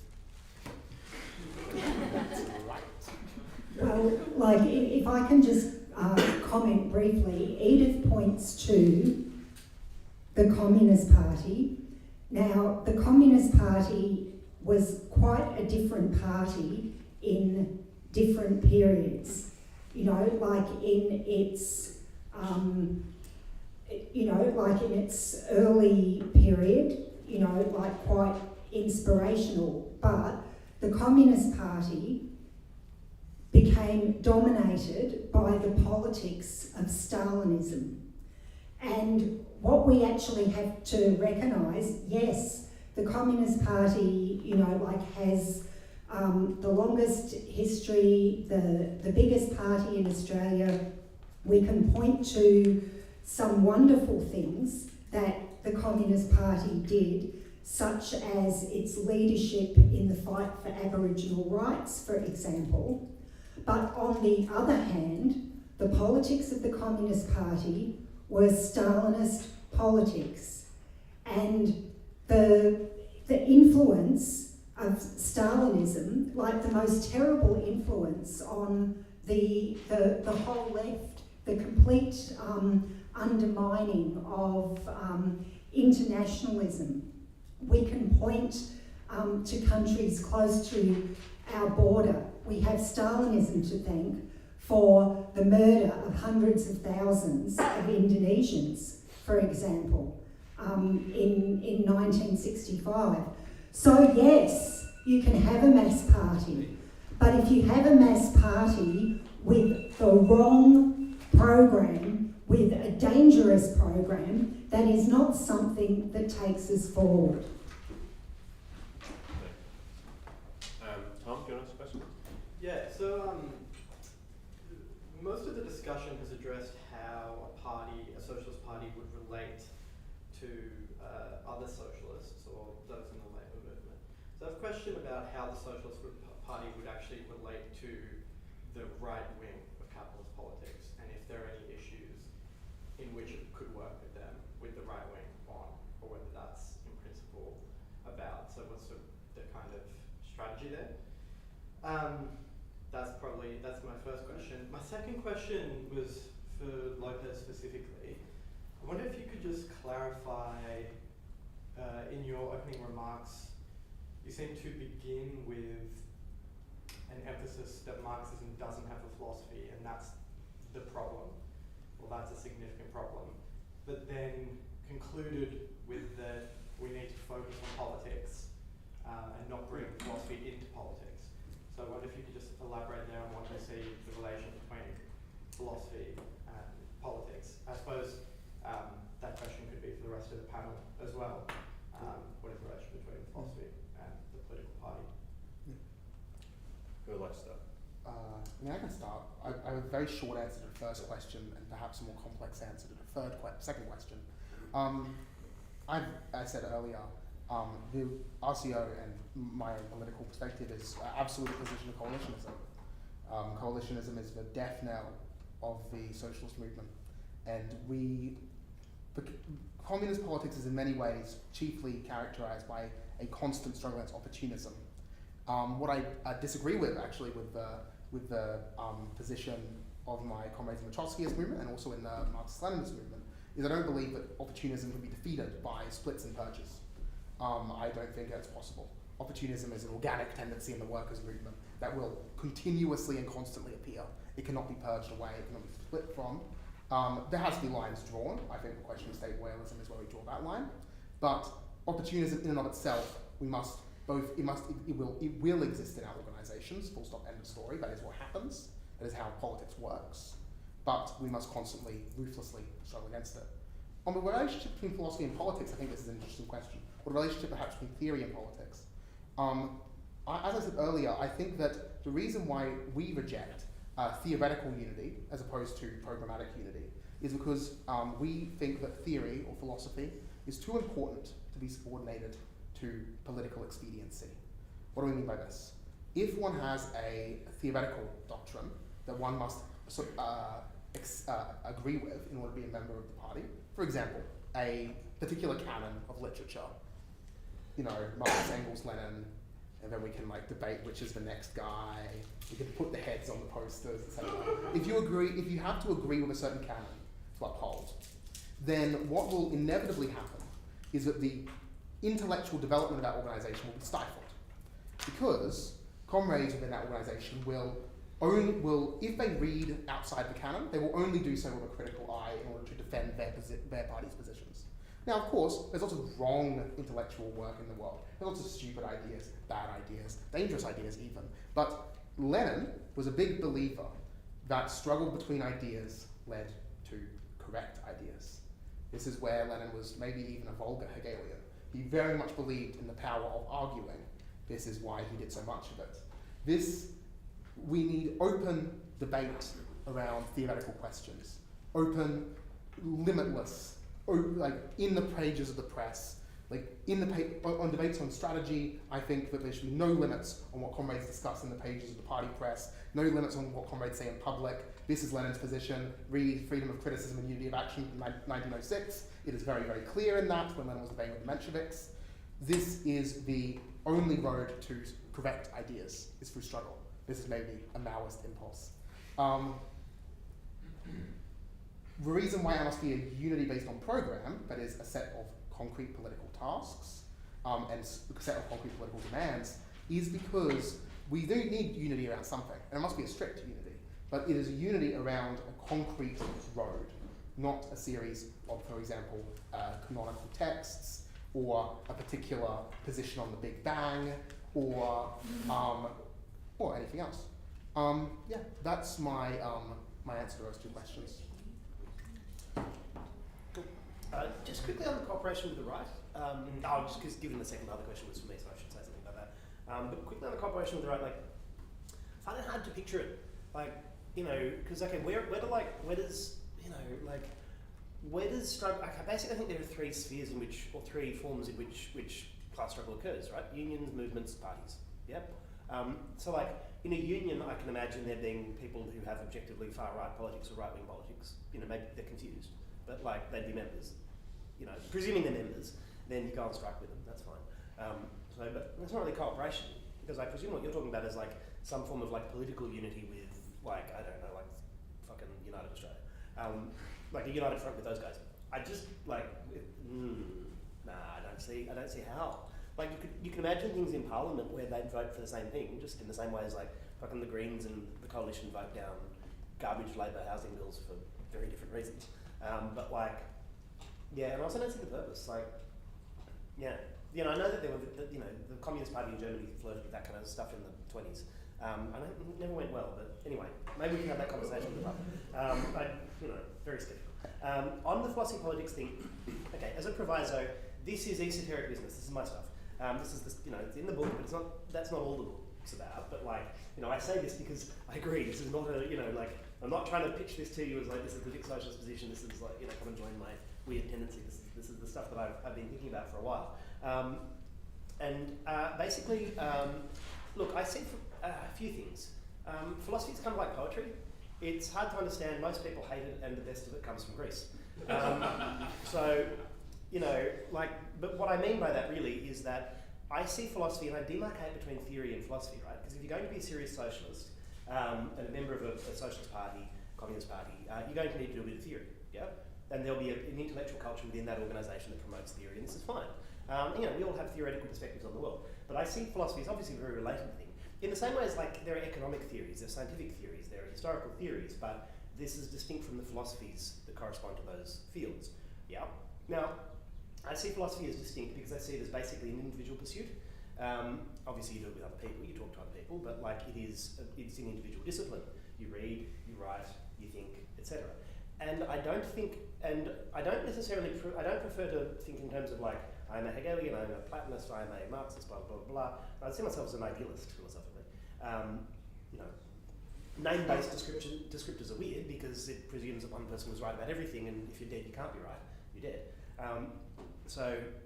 I think, because it's an individual pursuit, but it's an individual pursuit dedicated to truth, philosophy at its best can provide a space and a sphere within which we can reflect upon the concepts that we use when we do politics. Yeah? That's the value of it. And the best Marxists did this. Lenin did it, Trotsky did it, Roswell, Lukács, great, Marx, obviously. So, and I think one problem with Marx's breakthrough in the 1840s in particular, he positioned Marxism, or the theory he was working on basically, he positioned himself as anti-philosophy. You know, it's all through the thesis on Feuerbach, it's all through the earlier stuff, and you know, obviously it's overladen with his polemics against the young Hegelians, this is all completely legitimate. But from that moment, and then Engels does this in particular, they have a critique of philosophy as such. You know, philosophy is an alienated or reified way of looking at the world, it's inherently ideological. The historic role of philosophy has come to an end, it's all reactionary or Marxist now. You know, be a Marxist, don't do philosophy. The Lukács line in The Destruction of Reason, it's complete garbage. Like, it's asking too much of philosophy. Like, yeah, there can be reactionary philosophers, Heidegger, there can be radical ones, but like, philosophy's not going anywhere. We've been here for like 3,000 years. Like, and it obviously hasn't ended. And there are obviously philosophers that continue to work and write things that are useful for progressives, for socialists.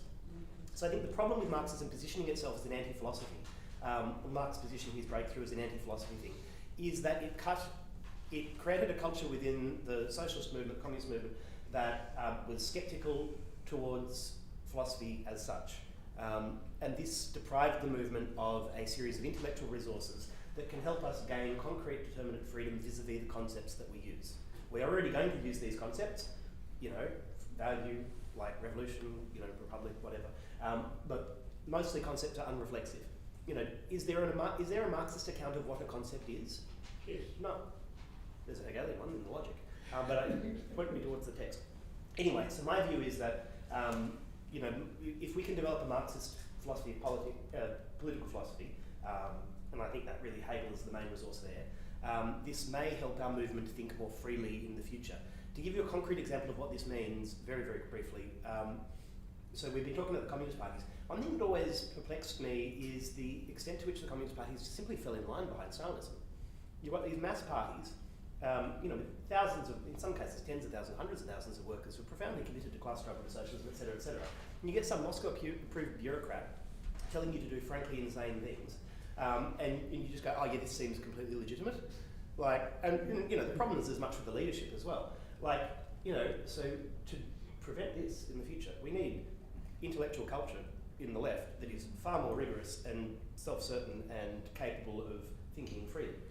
That would be part of my claim.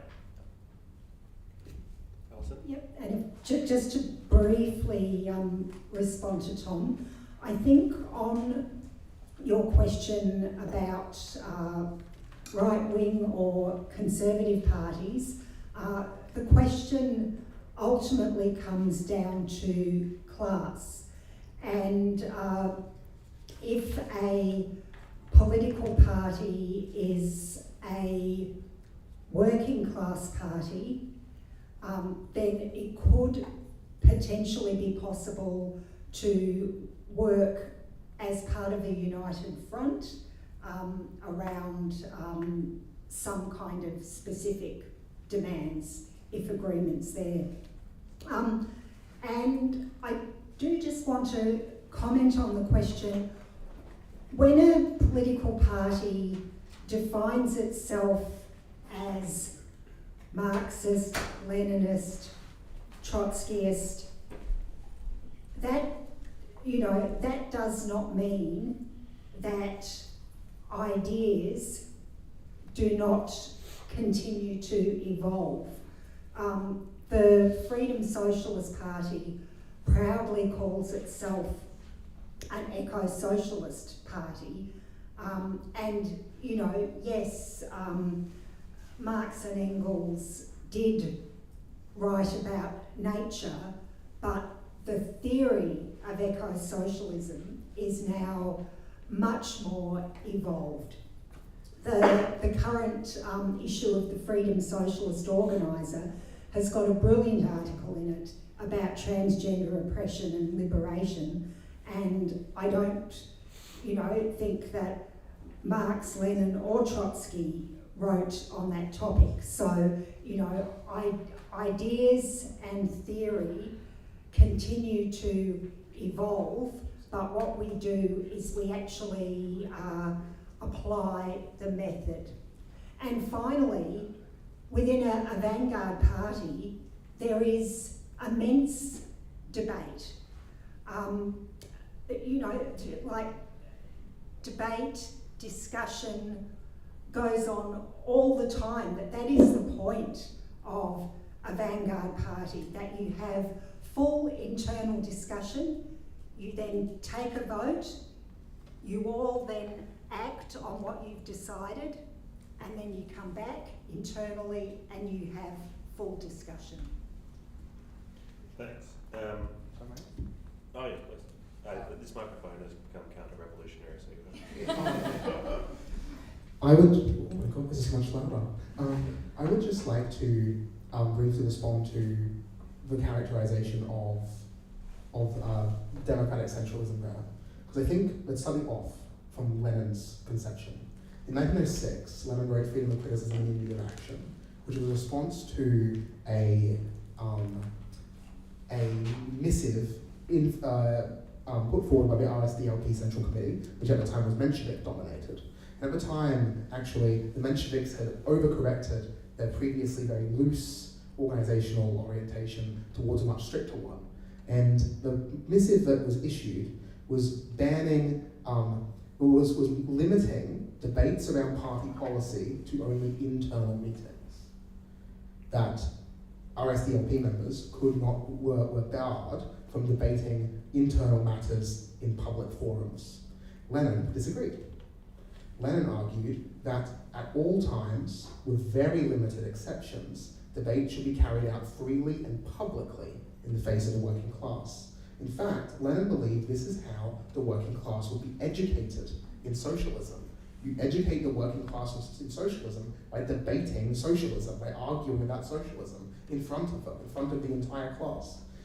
Lenin argued in the RSDL, in this piece, 1906, you can look it up on Marx's Internet Archive, Lenin argued that the only times when the party could legitimately limit debate would be if it was to directly and immediately undermine, or limit speech, I should say, would be when it was directly and immediately undermine a concrete task. Lenin gives the example of running an election. If the party was to run an election, he gave the example of, I believe, the Georgian or Armenian elections, then if a party member was to publicly say, do not vote in this election, do not vote for the RSDLP, Lenin says that would obviously be a violation of democratic centralism, that would be undermining unity of action, as you drew out before.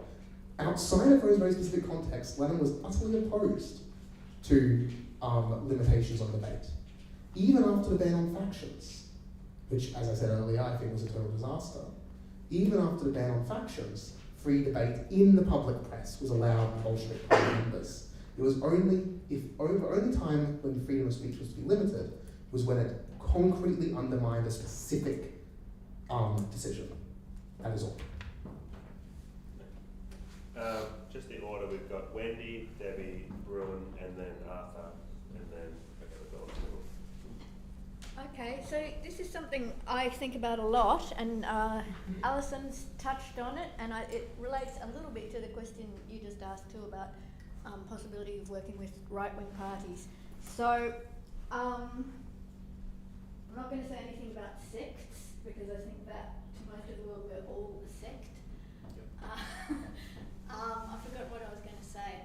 Well, anyway, so Allison talked about freedom socialists championing the oppressed and working on those divides in the working class that are both causing extreme destruction to people's lives and also specifically dividing the working class, making it harder to work together. So what my question is that I've observed that over recent years, and maybe over a couple of decades, capitalist politics has successfully taken up these issues and is turning them into culture war issues and then using them to divide the working class. So this is a bit clearer maybe if we look at the US situation where we've got the quote right-wing the white working class now voting for Trump, but we do also have a drift of the working class to the Liberal Party and the coalition here, quite a strong drift. So we're going to have to be working with people who are not so advanced, etc. And we need to think about that. What does it mean about our movement? What does it mean that some of the issues have so easily been taken up and absorbed into capitalist ideology and so on? So I'd be interested in your thoughts on that. That's all really.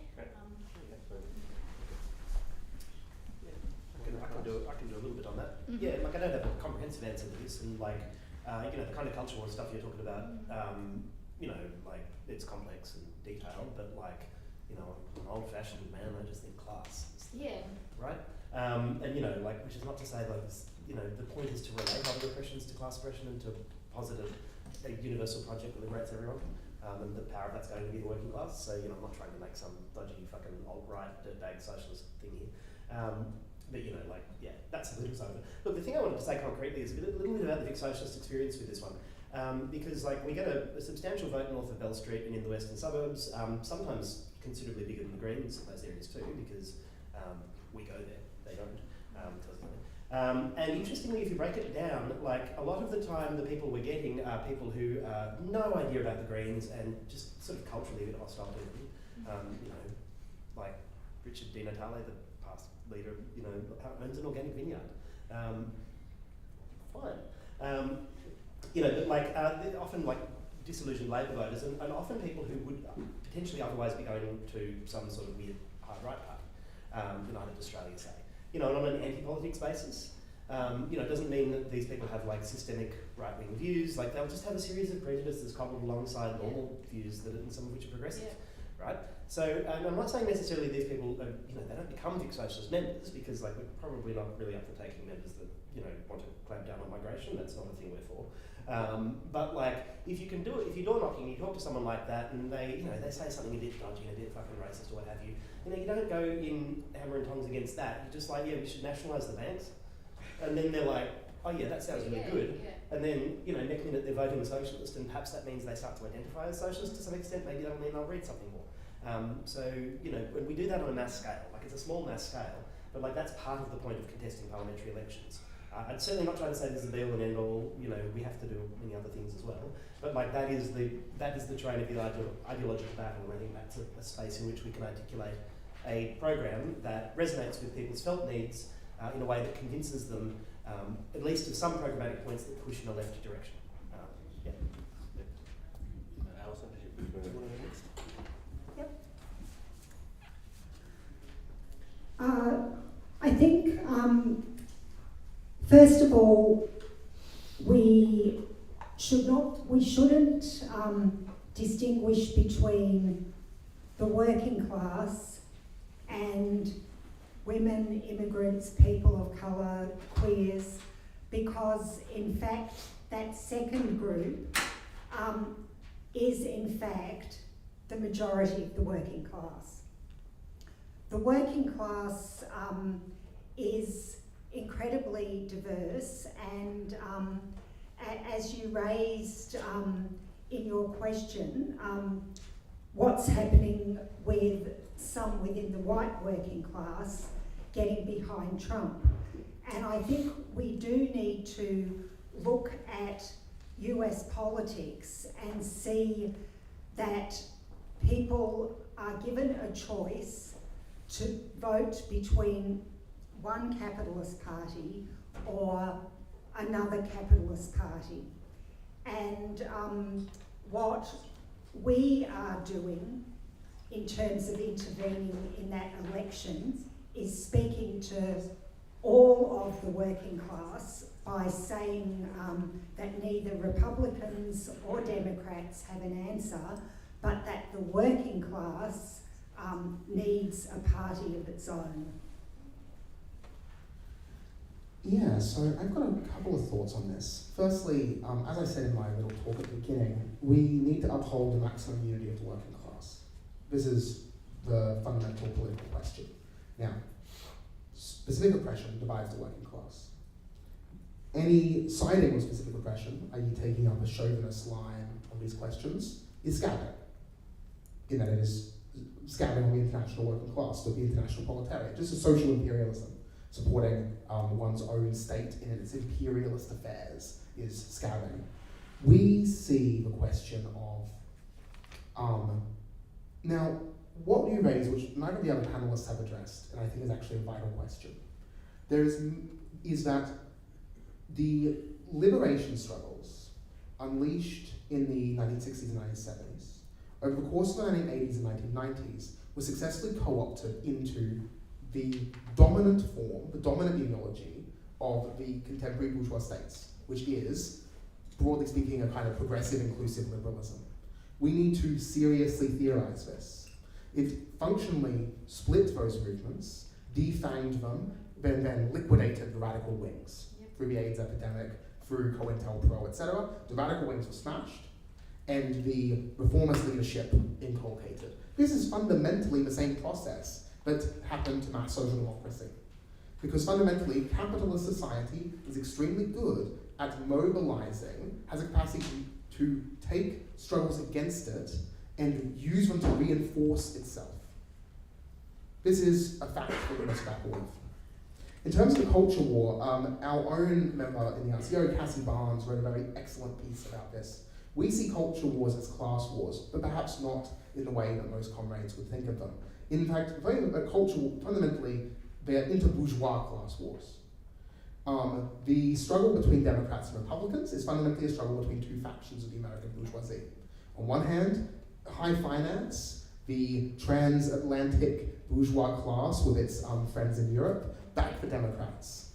These are, in foreign policy terms, the dealers, the Yankees, the multilateralists, the friends of NATO, etc.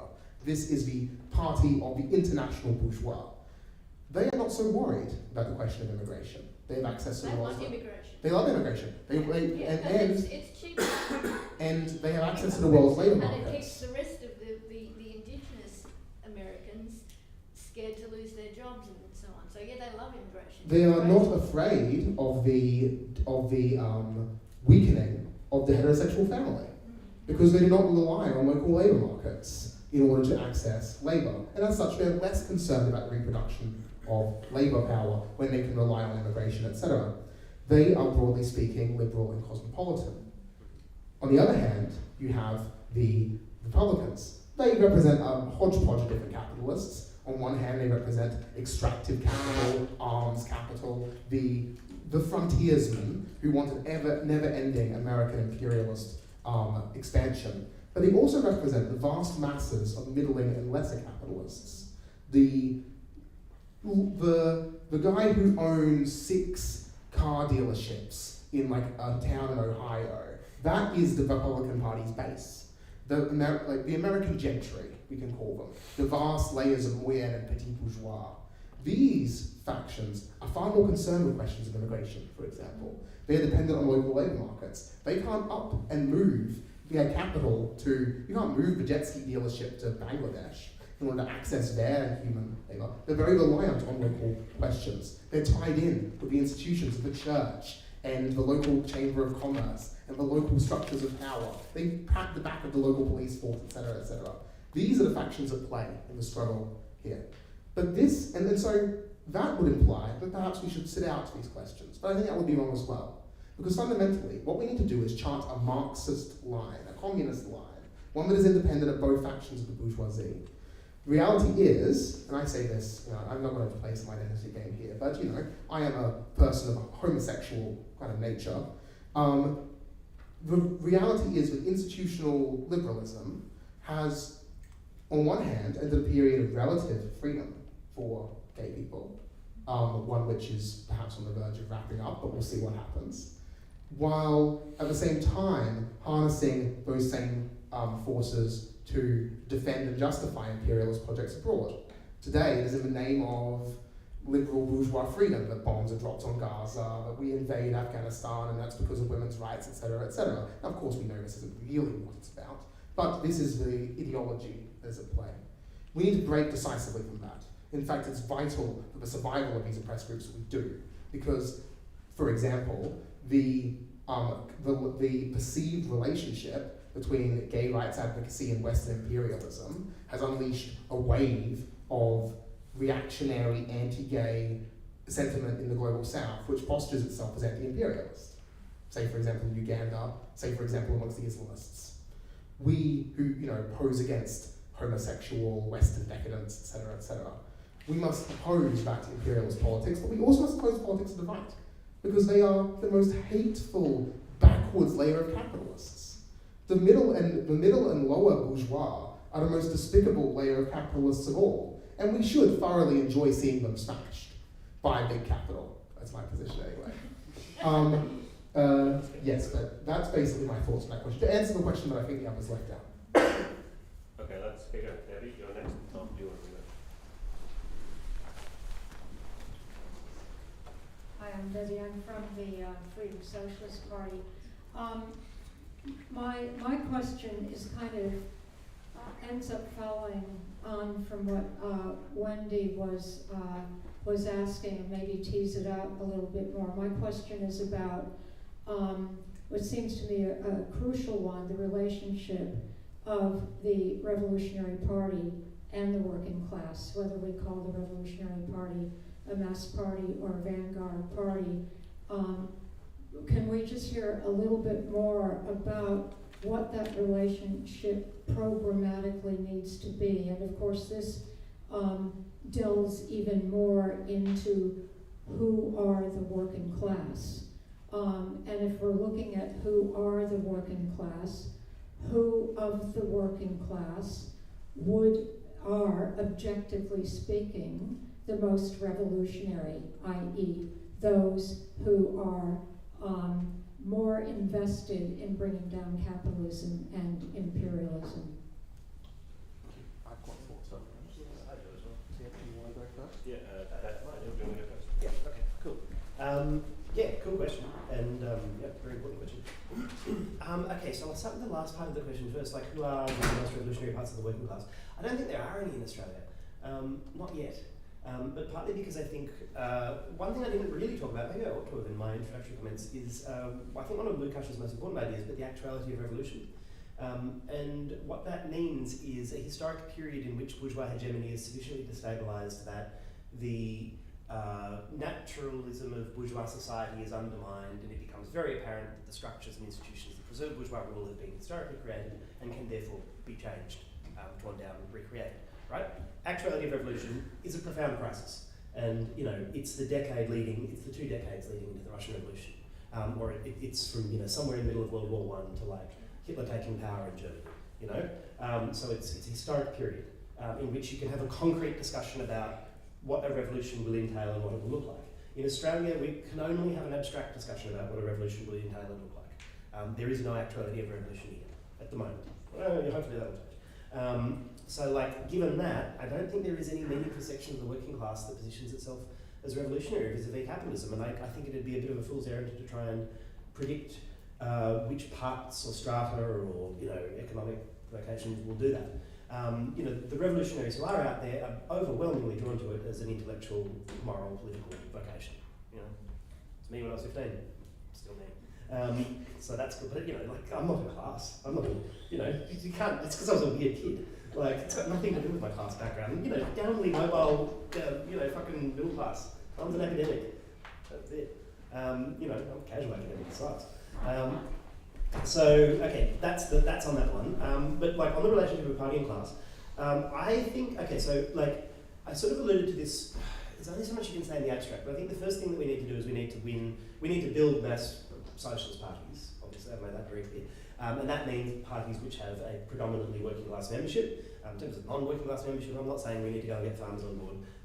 Just people who aren't necessarily immediately part of the working class in a strictly Marxist sense. So, students, the unemployed, maybe 1 or 2 really good small business owners, as long as we keep a close eye on them. But, predominantly a majority working class party that's involved in the unions, that leads working class campaigns, also community campaigns. Yeah, this room is weird. So, that's the first thing. But insofar as we're going to be building that, I don't see a case at the moment for there being any one section of the working class from whom we might build this party. It's not always been the case. So, if you're building the Communist Party back in the day, dock workers, miners. Today, not really. It's still, I think, going to be fairly scattered, and partly because at the moment, it's not primarily through industrial struggle that this process is taking place. It's through campaigning. Political campaigning, community campaigns, what have you. And as well, because class identity is still not particularly formed, rent.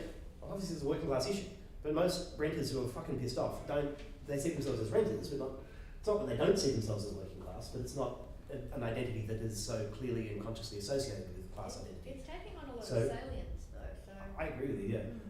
In terms of the generational thing, like, millennials are proportionately more screwed over than older workers. So class exploitation and oppression is more intense there, but like at the same time, class consciousness isn't as developed. I think in part though, the party is an interlocutor to the working class and encourages class self-identification, and that is part of the formation of a revolutionary party through struggle. So, like, you can think of all these revolutionary situations that have occurred in history, like where there hasn't been a large left and there hasn't been an organised communist party.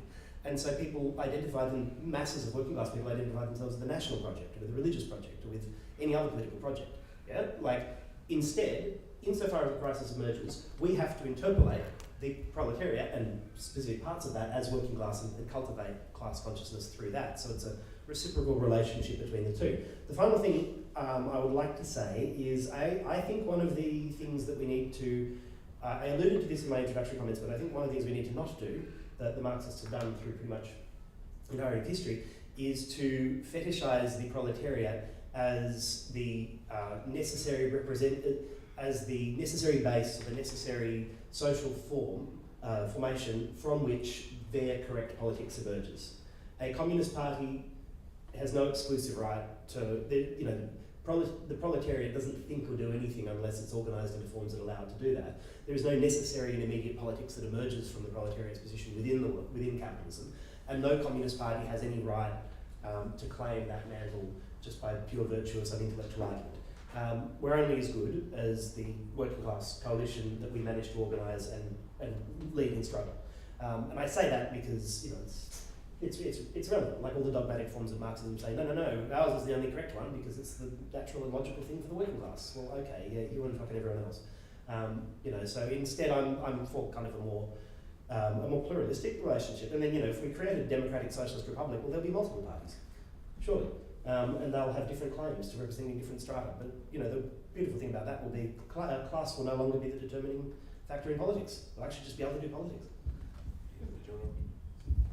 Okay, just on that last point, I would actually say that socialist republic, that's when the class struggle is at its most intense. But that is, communism. But still, anyway. To answer Debbie's question, which I think is a good question, an important one.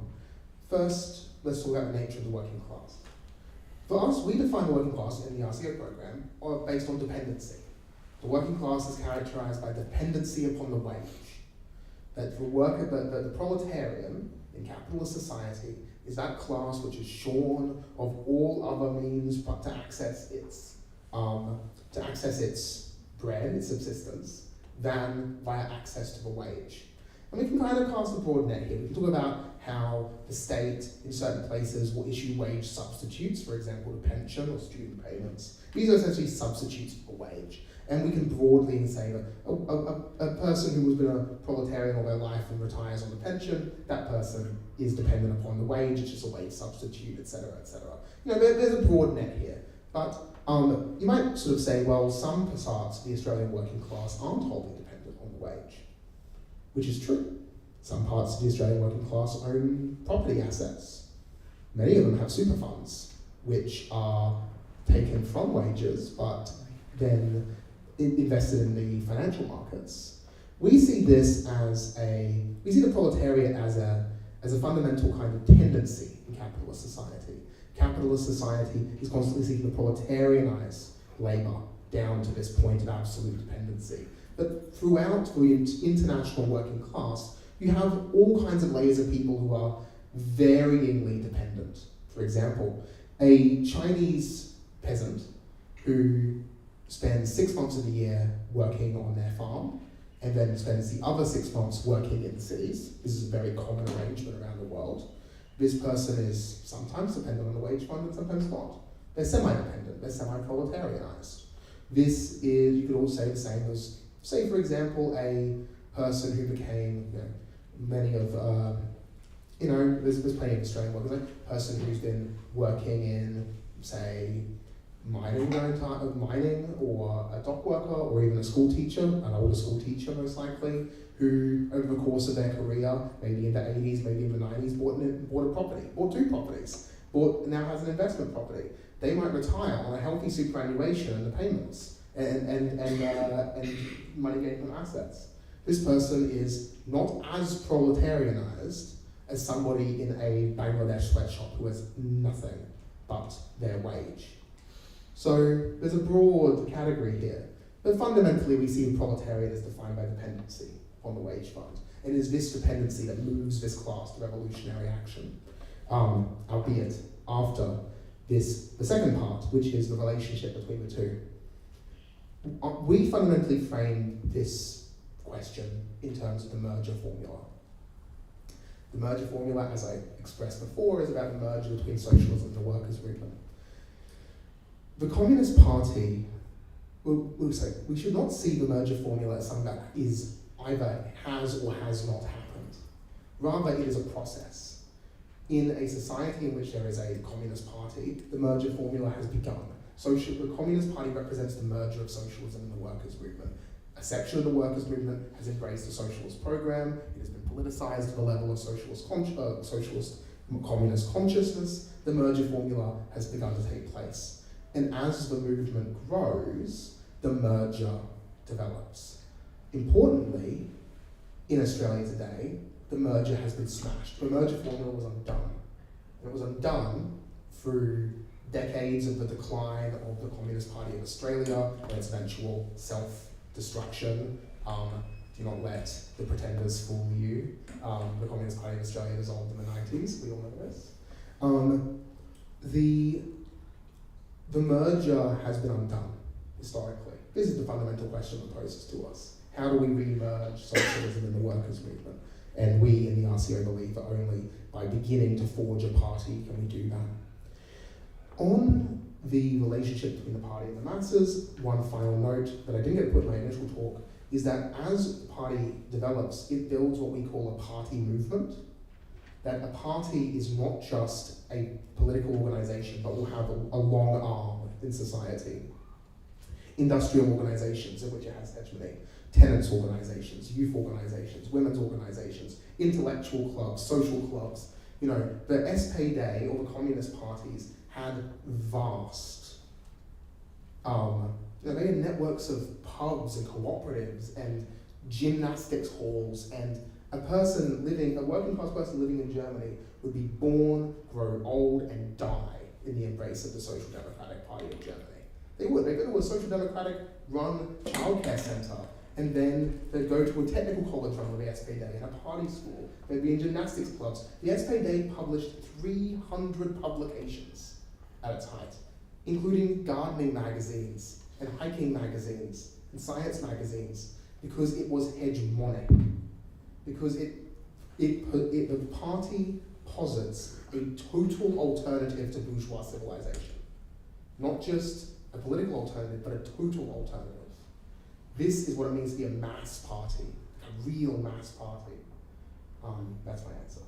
Alison, do you want to say something quickly and then we'll jump to the next question? Yes, I do. The Revolutionary Party has got a very crucial role to play in terms of how it relates to the most oppressed. If we look back to last century, many revolutionary parties argued that those within the working class to orient to were the straight, white, male, industrial, blue-collar workers.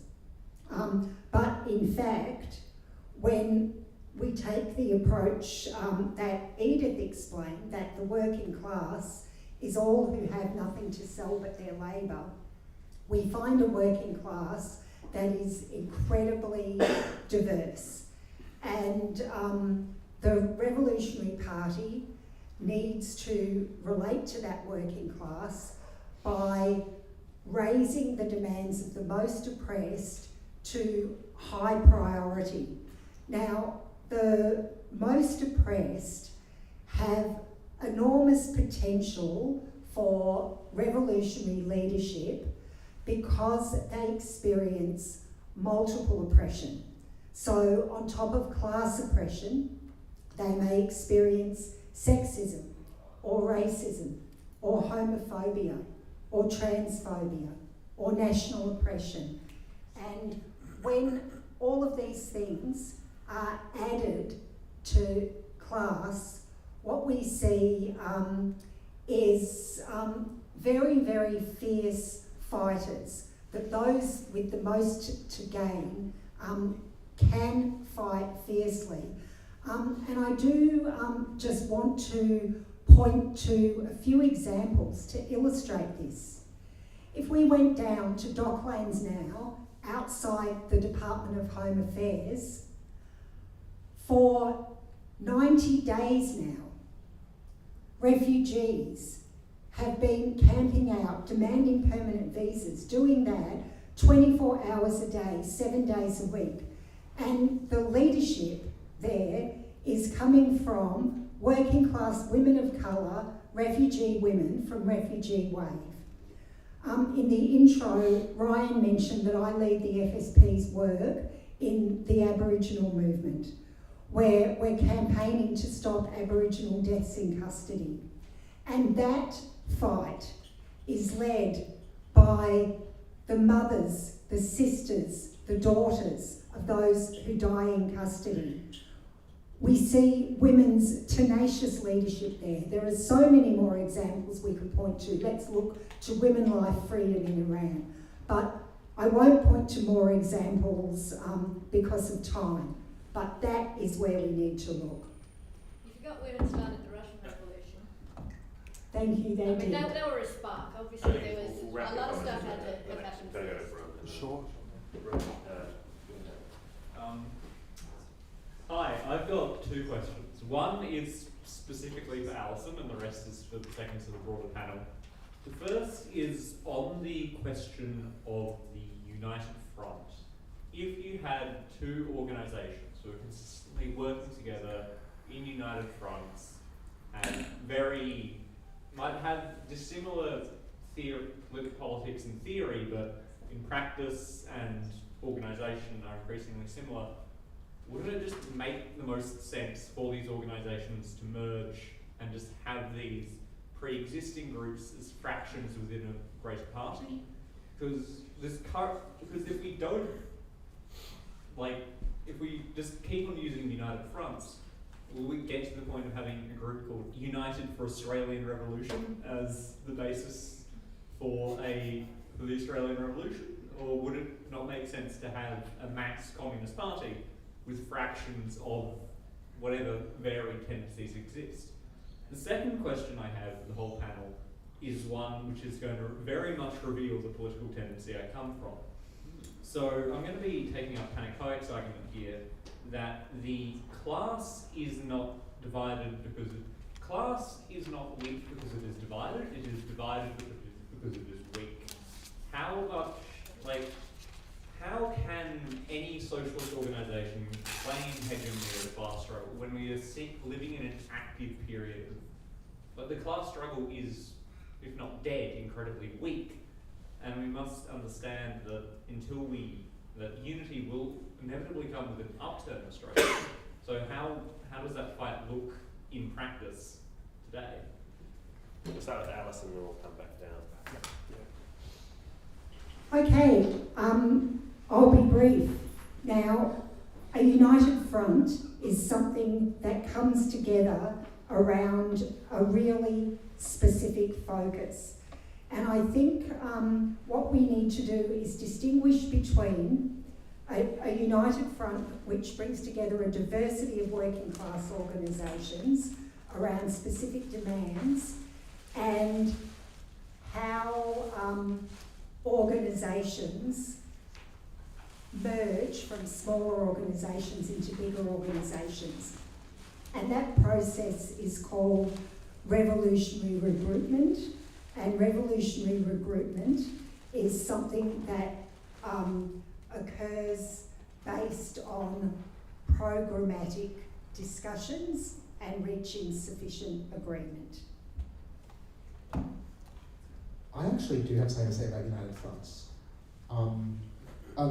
Kind of a response to something that Allison said much earlier, but I think, are we really talking about united fronts here?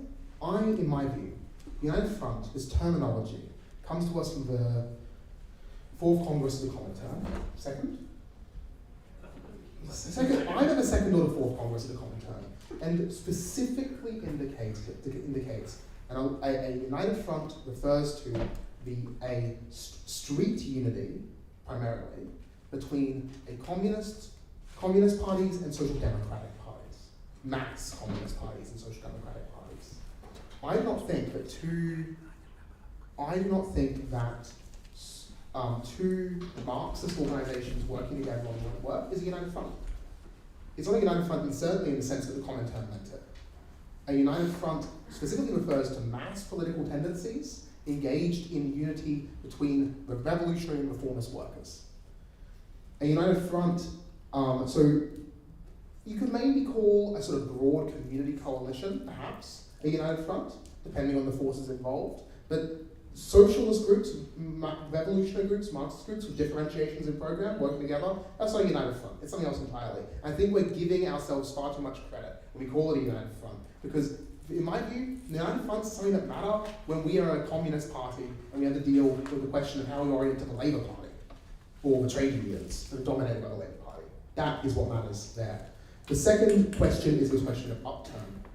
I think that the primary question here is, I think that revolutionary parties, of course, there will be periods of upturn where revolutionary parties will find where a communist party will find a mass audience for its views. A good example is the 1905 revolution, right? The RSDLP forged itself in the 1905 revolution. It gained experience, it gained a mass following for its views. But the RSDLP didn't form during the 1905 revolution. It formed years earlier. The German party, the SPD, which comrades might be aware I'm very interested in because I talk about it a lot. The SPD formed in the aftermath of the failure of the Paris Commune. That's where it was really forged. Arguably the lowest point in the history of the workers' struggle in Europe up until this point.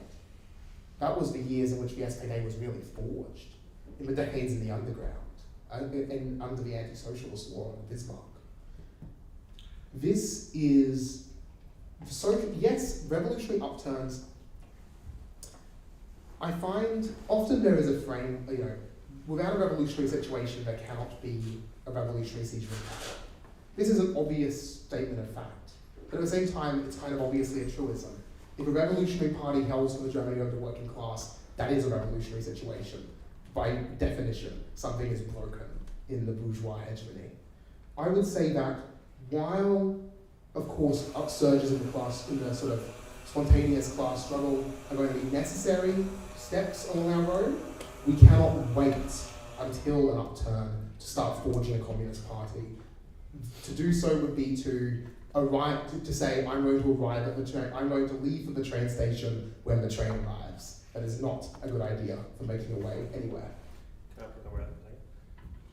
I realised to my mistake that I actually told the panellists that this thing concludes at 7, not 7:30. And I understand Allison has to leave shortly. So what I'll do is, Allison, I apologise for that. I'll take Arthur's question quickly, and then maybe we'll have to do Ruben and Anthony's part afterwards, if that's okay. Sure. Okay. My question broadly is, does anyone here have any doubt about the slogan on the front of the panel? Have we not just seen a total illustration of how completely dead the left is? You're not going to do it again.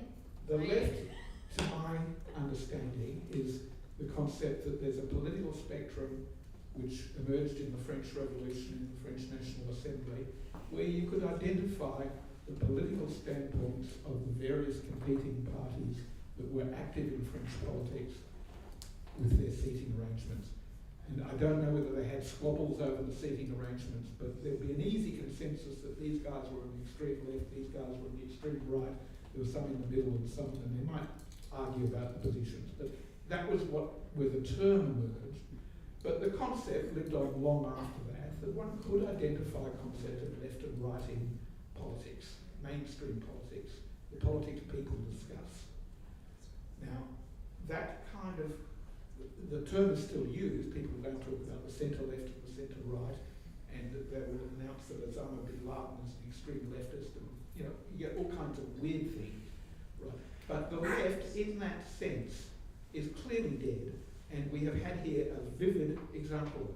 There was no discussion of politics, right? Daniel mentioned that one of, and that's why I would pose this question to Daniel. Okay. I'm so sorry. You are the most revolutionary sketch of class. Right. Mentioned that, in his opinion, the Victorian Socialists were doing something about the program and trying to have policies on things. I would like to see a discussion like this where the microphone doesn't get passed around between the panel, it gets passed around to the audience as well, because it's not just an audience, where you've got a group of ordinary Australians, who will overwhelmingly be workers by any reasonable definition, who are wanting to take part in politics and are arguing about political issues. And there will be people among them who want to organise on a leftist sort of line and will be meeting with other people to work together, and they'll have something in common with each of the three people on the panel, but they won't be able to put up with this kind of panel discussion. People want to participate in politics and discuss policies. So, two topics I would personally am interested in at the moment is the Ukraine war and the Palestine question with Gaza. Others that are part of Australian politics at the moment, there's a debate between the centre-left and the centre-right about nuclear power, and there's the Greens talking about renewable. These are all political issues. None of you sound to me as though you could be tolerated in meetings of working class people discussing politics. What is your comment on that? All right, just make a closing argument if you want to respond to that. Actually, I have something to say. I do have something to say in response to that. I disagree with Arthur's premise. This is not a room full of ordinary people. No. This is a room full of, let's be honest, fringe lunatics. And we have to accept that position. Well, you don't have to accept it forever. I'm far more fringe lunatic than you. I accept the position. This is to be part of the left. This is the problem. This is exactly the problem. Well, the question is how. The question, this is fundamentally the question. The constant urge here is to say, what's going on here? Where are the working class? Let's go find them and ask them what they think. That is a road to ruin. Every sect has always demanded to go around the existing socialist movement, to go around the existing left, and go directly to the working class, who will understand our line, and they will be ready to fight for our cause. And it doesn't work. There's no existing left. What we need to do is forge. I don't care about the left. I don't care about this. It's stupid. But sorry, you invited me here and I said your entire project is stupid. That's wrong. But the question at hand is the question that I was wanting to debate or discuss is the question of the reforging of the Communist Party. No, it was a left Arthur, the question you posed, no, Arthur, you had your chance. Arthur's of the left. You had your was chance, it your Arthur. question or not? You had your chance. What was your question today? Was it the Communist Party? Arthur, we have to finish this. We can Then you can do this at the pub. Yeah. Great to have much. I'll do it at the end. The question, I don't care about a party of the left. I care about a Communist Party. That's my position. Okay. Allison, do you want to have a crack, given that you have to head off? I wouldn't mind it, but I think the panel, all of the panellists, responded to the question that was put to us. We had different opinions about it in terms of what kind of party for the left, but we did talk on the topic. For people who are interested in Ukraine, Palestine, the nuclear question, browse our lit table at the end. There's topics on all of that. Can I say No. when you so narrowly define a concept such that any possible adherence to it is impossible, except for in your extremely narrow definition, then of course we're all going to fail by that test. I don't know, we got fucking 52,000 upper house votes last election. That's pretty cool. Like, when did you get that many votes? You never have. So anyway, Never done an election campaign. it's more of a working class based thing. 50,000 to vote for the party. that's true. So anyway, but like that kind of responds to the, I was going to say something about the previous question because I thought it was quite an interesting question. The Tony Pancake question. You know, fuck yeah. Class struggle absolutely is low. Yes, correct, agree. And we don't, you know, Vic Socialist does not claim to hegemonise the working class. Like that's, and you know, I would certainly not make that claim. We claim that we've got a very small voting base in the working class. 52,000 people voted for us in the upper house, most of whom would be working class. That's cool. It's certainly not like fucking hegemonic leadership of the Australian working class. It's a long shot from there. I basically agree with Edith's point. Like, you know, you got to build it in advance. Like, if we're, you know, because like this is why I distrust the rhetoric of like patience. I know you use that rhetoric. I didn't disagree with the points you were making, but I just think like build it now and just like figure out the thing to do. So like my attitude towards this is I'm trying to build a party. I'm trying to build a communist party, left party. Actually, it's a communist party. Like, I would only call it a left party in a vague rhetorical sense. If I'm saying what I actually mean, I'm trying to build a communist party. And we're trying to prepare for an upturn in class struggle that has not hit yet. It may well do, but as a concrete example of what I mean by building it now, okay, so we signed up Purple Pingers, Comrade Pingers, 4 PM. Fucking so glad we did that. He's going to run for Senate for us. That's fucking sick. He's a real lefty too. Like he's, you know, not from that I know of, like from a specific tradition, but like, you know, something that I think we might hopefully we'll see more of is just like an organic leader who knows how to speak to people in a large scale way. That's his skill. It's really good. But like he's quite radical, like, you know, so there's a real strong political alignment there. Fucking CFMU gets attacked, invite him to speak at their rallies. Great. Right? Cool. That's what we need to do more of. We can't predict when the CFMU is going to get attacked again, or like other unions, but like we can try and be something of a social political force there in advance so that we have the credibility to attract leaders like that, so that those leaders will be taken seriously by, in this case, a union or by other struggles, and so that we can then, you know, speak to that audience. Like it's a small example of the kind of thing we need to be doing. It's obviously left, and it's obviously talking to working class people. All right, well, thank you everyone for coming. We'll wrap it up there, and let's give the audience, the panel, a round of applause.